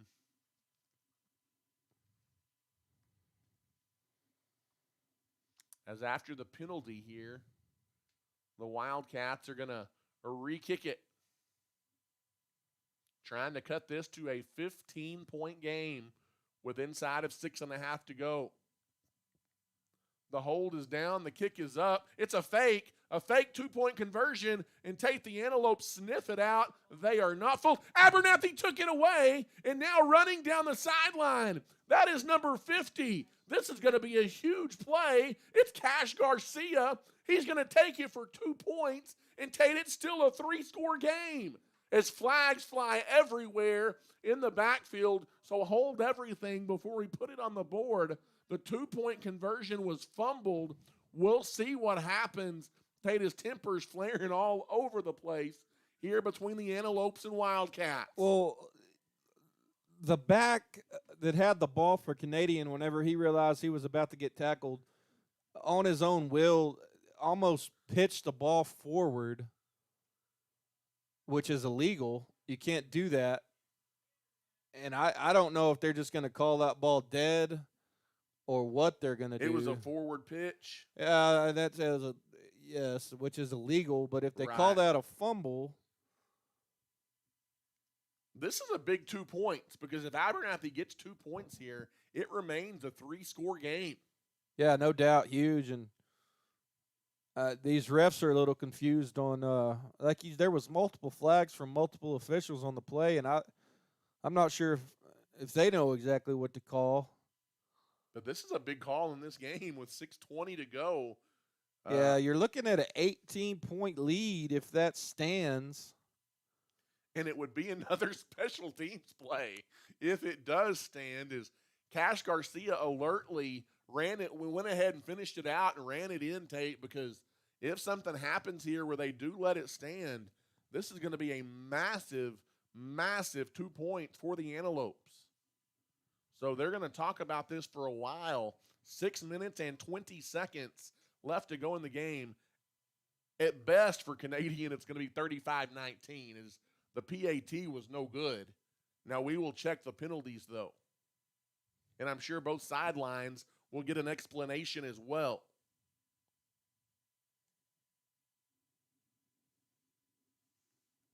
How does that wide hat feel as every eye in this stadium is looking at you? And there's lots of eyes today, a huge crowd at Dick Bivens Stadium tonight in Amarillo. It's good. After the play, personal foul on Canadian. And Tate, the 2 points is going to stand. It's going to be offsetting personal fouls, so all that conversing. The 2 points for Abernathy is good, and I think that they're just going to waive off the penalties. So, man, we'll take that any day of the week. That's going to be a 3-possession lead for the Lopes with just under 6.5 to play in the fourth quarter. And like you said, that's huge. I mean, that goes from 16 to 18. And it's still a 3-score game. So, really, it was a 3-score game before the touchdown, and it remains a 3-score game at 37-19. As you've got offsetting personal foul penalties. As Tate, it has gotten a little chippy, and these two teams in postseason play have been familiar with each other in recent years, and so you kind of expect that a little bit. But Cash Garcia, Tate, he has been the one that has scooped up both blocked kicks tonight for the Antelopes, and now he recovers that fumbled 2-point try, and he takes it to the house for a massive 2 points. Yeah, and what that does, making it 3 possessions, I mean, if you're down 2 possessions with 6.5 minutes left, I think you still kick it deep and trust your defense to try to get off the field. But, man, you got to be thinking now you got to score 3 times. 6 minutes left. You go ahead and try an onside here? You almost have to, down 3 scores, because Abernathy, unless you burn your timeouts, can take another 2.5, 3 minutes off the clock at worst. Canadian special teams has been so flawless tonight that I mean, you think they'd try to dial something up here, but man, I don't know. That puts them in a tough spot. As with 6 minutes and 27 seconds to go in the game, a missed 2-point conversion on a fake kick turns into 2 points for the Antelopes on the fumble, scoop, and score by Cash Garcia. I'd like to know how many points have resulted in special teams blunders for the Canadian Wildcats, but that'd probably take the rest of the quarter for us to figure up. That's been the difference. There is zero doubt that is the difference in this football game. There's a quick kick. It is a onside kick. I think Abernathy got it. Canadian might have been offsides, Tate, as Tanner Timms falls on it, and a flag comes in right about where Canadian was lined up to kick it. And if you're Abernathy, decline that sucker and you take the football. Yeah, absolutely. Great job. They were not fooled at all, ready for that quick kick. And it was really executed pretty well by Canadian. They almost beat the ball down there, but that's probably the reason that flag's on the field. That's a good effort there by Tanner Timms, because Tate, he had a whole lot of black shirts rushing at him trying to get that football, but he calmly just kind of fell on top of it, secures the possession. It is offsides on Canadian. It's not going to matter. And the Antelopes are going to have it first down and 10 with 6:20 to go. Yeah, the two key words for the last 6:20 of this game is definitely ball security. Do not turn the ball over. And, man, you put yourself in really good shape, move the chains a couple times. In the shotgun is Jess Hole. He hands it off. Malachi Reyes has a little bit of a seam, and Tate, that is perfect on first down as Reyes takes it close to the 40 and a gain of 5. Yeah, just a play there in between the left tackle and guard. Good job up front, and good job by Malachi hitting that hole and, picking up a great great gain on first down as we roll inside 6 minutes to go. And you bet your bottom that Abernathy going to let that play clock run down as far as they can every time before they snap the football. Yeah, I think a first down here, if you're Canadian, you might have to start using timeouts. In the shotgun is Jess. He takes the snap, hands it off again to Malachi, and Tate a good job defensively up front. I've been impressed with the run defense for the most part tonight by Canadian. Really any damage Abernathy has had. Well, they had the one run by Jess Hole that's going to make the stats look better in the paper tomorrow. But outside of that, any damage they've done has been through the air. And I know it's key here to keep that clock running, but you look on the far side of the field, and you got Luke Houston in single coverage against a cornerback that's, maybe 5'8", 5'9", and I like our chances here going over the top and, really putting the nail in the coffin and finishing this thing off. Under 5 to play in the ball game. In the shotgun. There's the snap to Hole. Hole going to run for his life in the backfield, Tate, and he is sacked. Looks like the ball might have come out there. And that is the same kid, number 54 for Canadian. That is Colin Ford, Tate. He tripped over his own guy, and he almost did a somersault trying to make it look extracurricular right there. He's the same guy that did it back here on the other end of the field as well. Give him an Emmy for acting, but it's going to be nonetheless a nice defensive play by Canadian.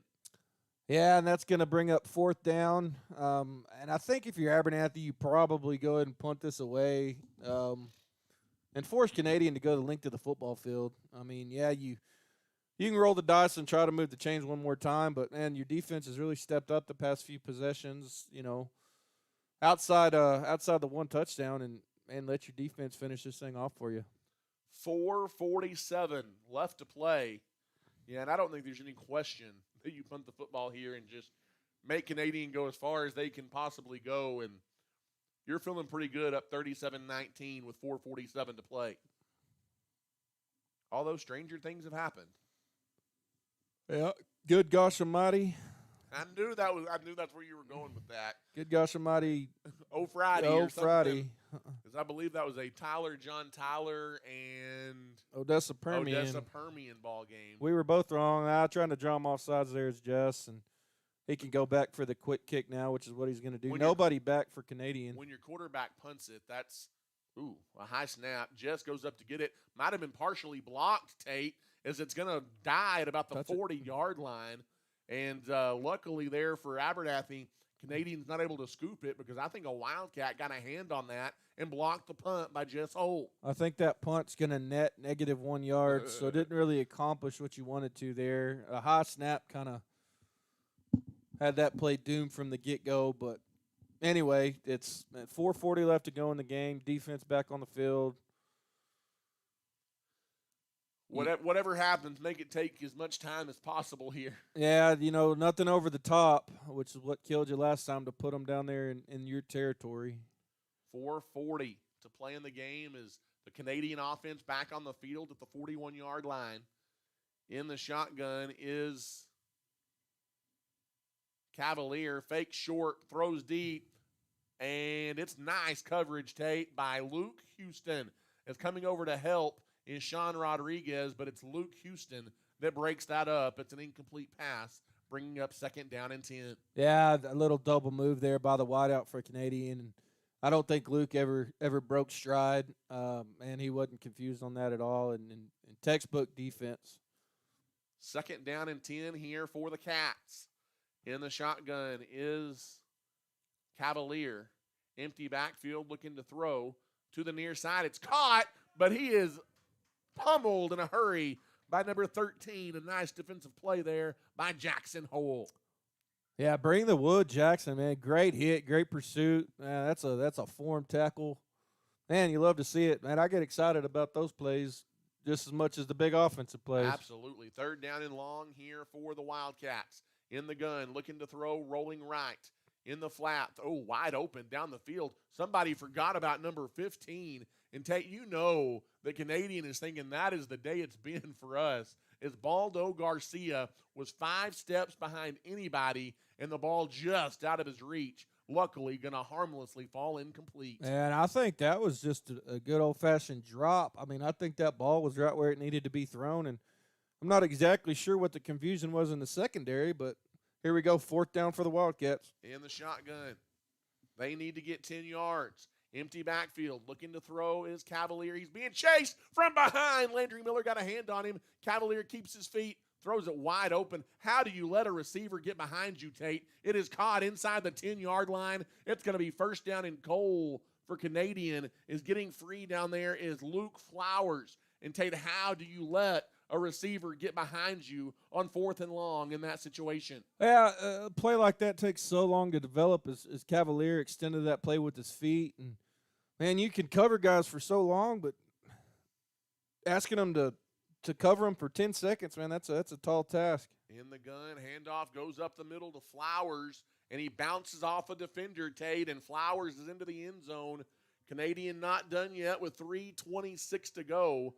The Wildcats are into the end zone. It's 37-25. And Tate, you just feel like no lead is safe with a team like Canadian. As the PAT is coming here, it's a 5-yard touchdown run by Luke Flowers, who's had a big game tonight for the Wildcats.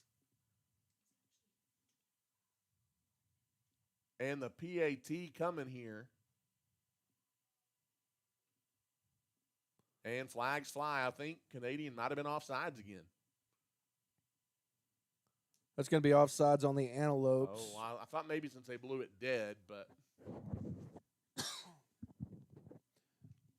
don't know that really changes much here. I think that's going to – well, they look to be keeping the kicker on the field because, yeah, you want to make it 2 possessions here, and I think they feel a little better about kicking that and making it an 11-point game, which is what they're going to do. And here is the point after attempt. The hold is good. The kick is up, and it is good. And so Tate, with 3:26 to go in the game, this is as close as Canadian's been in a while. It's 37-26. We'll take a timeout and come back. You're listening to Abernathy Antelope Football. At Abernathy's First Baptist Church, our heart is to love God, love people, and tell the world. Our pastor is Damon Pierce, and we meet for Sunday morning worship at 10:45 with Sunday school beginning at 9:30. We also offer a variety of kids and youth activities, as well as Wednesday night adult and youth Bible study at 6 p.m. We would love to welcome you and your family at Abernathy's First Baptist Church.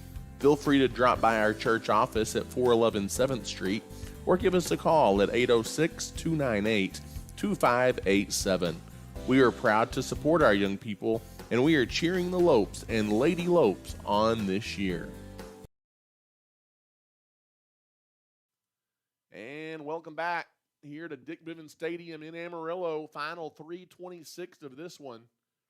And Tate, this is as close as Canadian's been in a while at 37-26.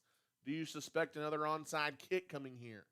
You got 2 timeouts left, and yeah, I think that you probably try it, or maybe a pooch and make Abernathy make a play. Man, you hate to give them any more life than what they already have with 3.5 to go in the 4th. You'd love to get the ball and, man, finish it with it in your hands, but the way this game's gone, man, there ain't no telling. As the hands team all at about the midfield line for the Antelopes. There's the kick. It is another onside. It hasn't gone 10, and I think it went 10 yards, and I think that is a perfect onside kick. Canadian's going to have the football right at midfield, Tate. You can't draw it up any better. The Wildcats are not done yet with 3:26 to go. No, perfect execution on that is it took that big hop that you try to get as a kicker right at that line of scrimmage, or right at that 10-yard mark. And, man, that was really close to an illegal touch, but I think he waited just the right amount of time till it crossed that. Man, this game, you hold your breath as you don't want to give this one up. 3:26 to go. 1st down and 10 for the Canadian Wildcats. Tate, there's just a team like Canadian. They've got a winning mentality, and it's hard to throw the knockout punch. Yeah, and the Antelopes have had multiple opportunities and just haven't been able to get it done. In the shotgun here is Cavalier, toss to Flowers on the near side. Tanner Timms got a hand on him, and Flowers then goes ahead and pushes close to the 40, Tate. That's going to be a gain of about 7. It'll be second down as we near 3 minutes to go. I don't know if they called the timeout, but in my mind, that clock should be rolling. I don't think he got out of bounds, but they evidently said he did because the timeout was not called. It's second down from the Antelope 40 with 3:19 to go. In the shotgun formation is Cavalier again for the Wildcats. Empty backfield, looking to throw. Fake short, goes deep. It is almost intercepted, Tate, as the closest one to that was Sean Rodriguez. He tried to go get it, but it's an incomplete pass, and that brings up third down for Canadian. yeah, and Rodriguez is down on the near sideline as he dove, and let's hope that's just a cramp or something. I'm not really sure. Not only do you want to keep playing, but you want to stay healthy. Yeah, it looks like he caught a you're the cramp as Antelopes. he called for the trainers across the field, and it looks like that's what it is. Cramped up a little bit, but anyway, man, 3:15 to go, and man, you're getting dangerously close to making this too close to for comfort. Yeah, you don't want to. The way things have happened tonight, it's been an odd game. You feel like at times you've really struggled on offense. You've excelled on special teams. And for the most part tonight, I feel like the Antelope defense has played well. You've struggled against the run at times, but definitely well enough to win. But, Tate, the last thing you want to do with a team like Canadian is give them even a sliver of hope, because if anybody can take advantage of it, it is the Canadian Wildcats. Yeah, and I think the time for that has come and gone, because down 2 possessions with just over 3 minutes left.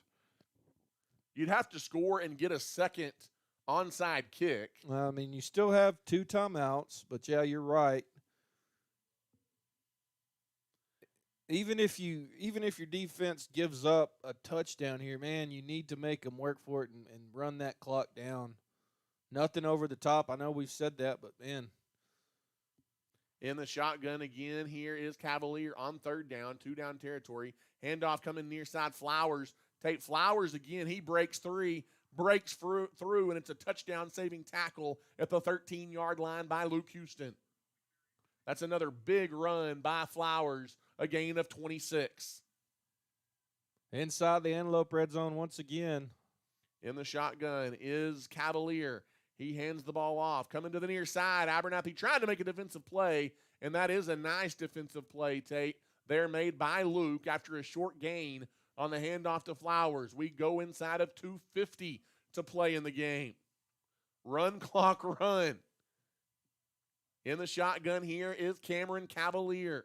Everybody on their feet at Dick Bivens Stadium.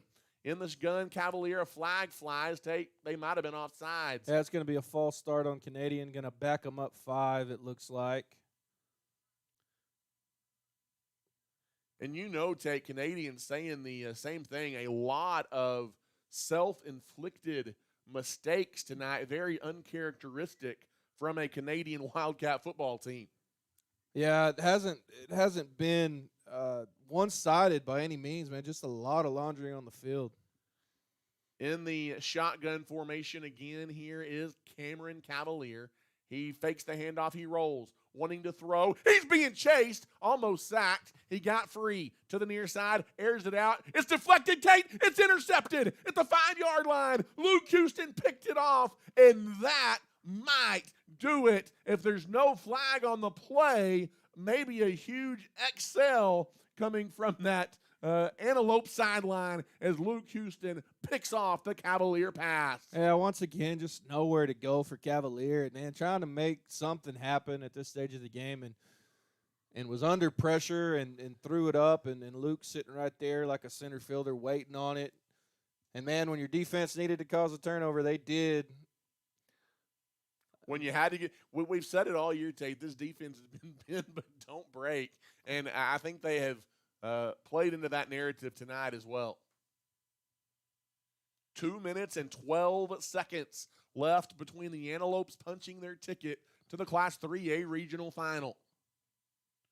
In the gun is Howell. He hands it off, Tate, to Malachi Reyes. And you have no doubt at this point the timeouts are coming from Canadian. As you look at the clock, you wanted, I think, one first down here would probably end this thing, but it's Tate again. Abernathy trying to break a streak of 7 consecutive years that Canadian has been the Region 1 champion out of this classification.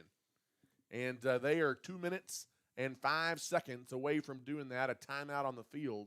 We will keep it here. That gives us an opportunity to tell you that Hill Veterinary Services, Has-Beans Coffee, St. Clair and Massey Orthodontics, Little Slice of Heaven Cafe, and Nana's Donuts, all proud supporters of the Abernathy Antelopes and of our broadcasts. As the sun beginning to set behind us here at Amarillo's Dick Bivens Stadium on what's been a gorgeous afternoon for post-Thanksgiving Day football.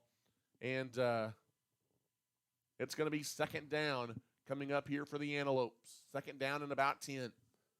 Yeah, one timeout left for the Wildcats, and you know they're going to use it right away. Antelopes find a way to move the chains and end this game.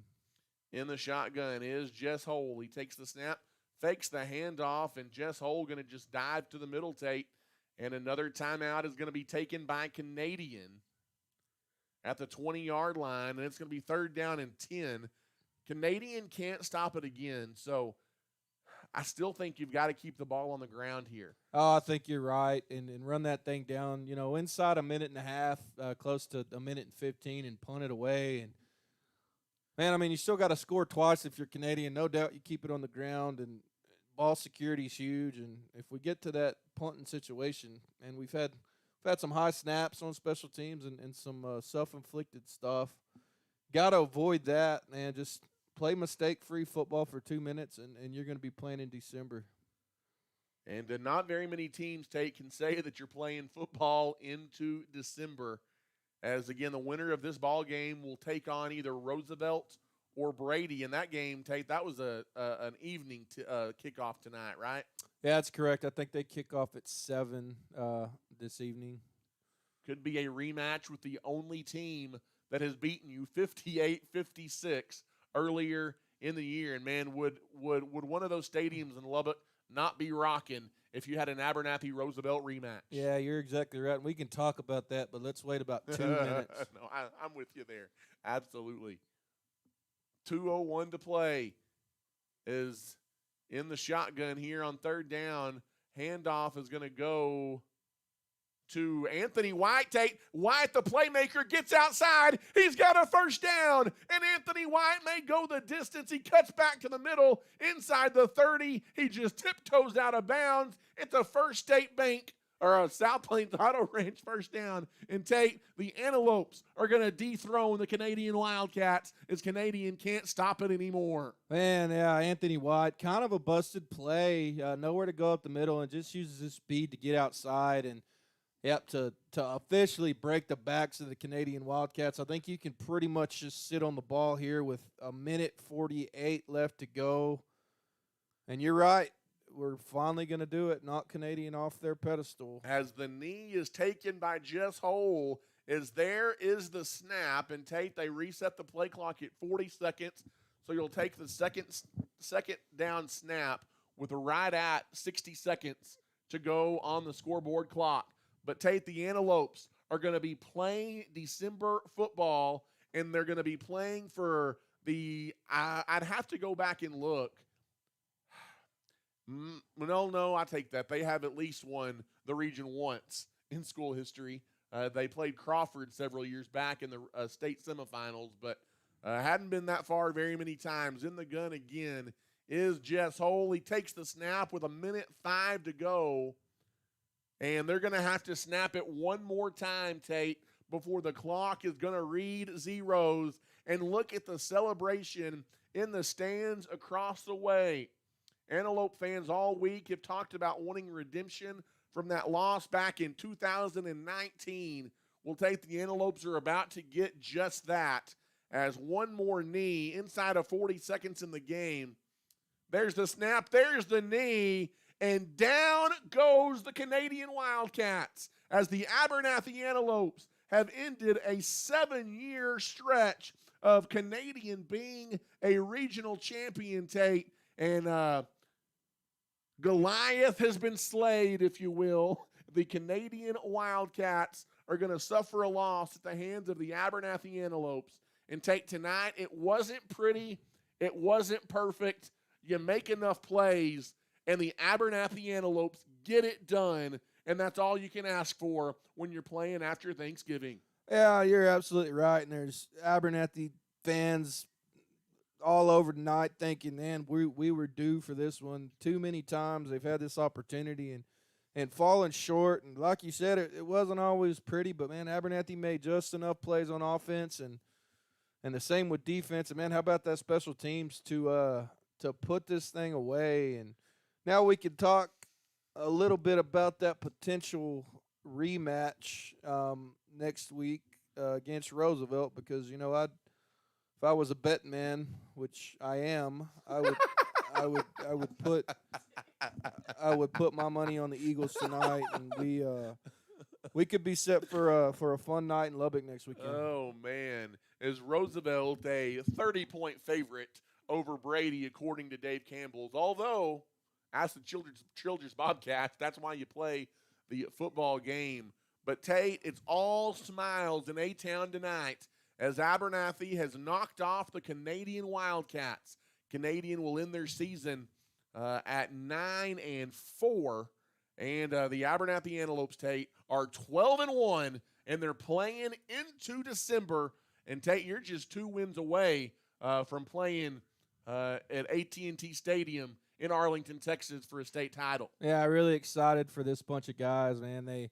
This was a definitely a different Canadian team. I mean, absolutely, they were a little more beatable than years past, but man, from the second quarter on, really impressed with the confidence the guys played with, and like I said, just made enough big plays down the stretch to knock this. And it was a pretty resilient Canadian team. Had plenty of chances to let that one completely get away from them, but here we were in the final, 3-4 minutes of the fourth quarter, and the victory was in doubt. So, and hats off to them for another really good team. But man, yeah, it feels good to move on another week and play for a regional championship.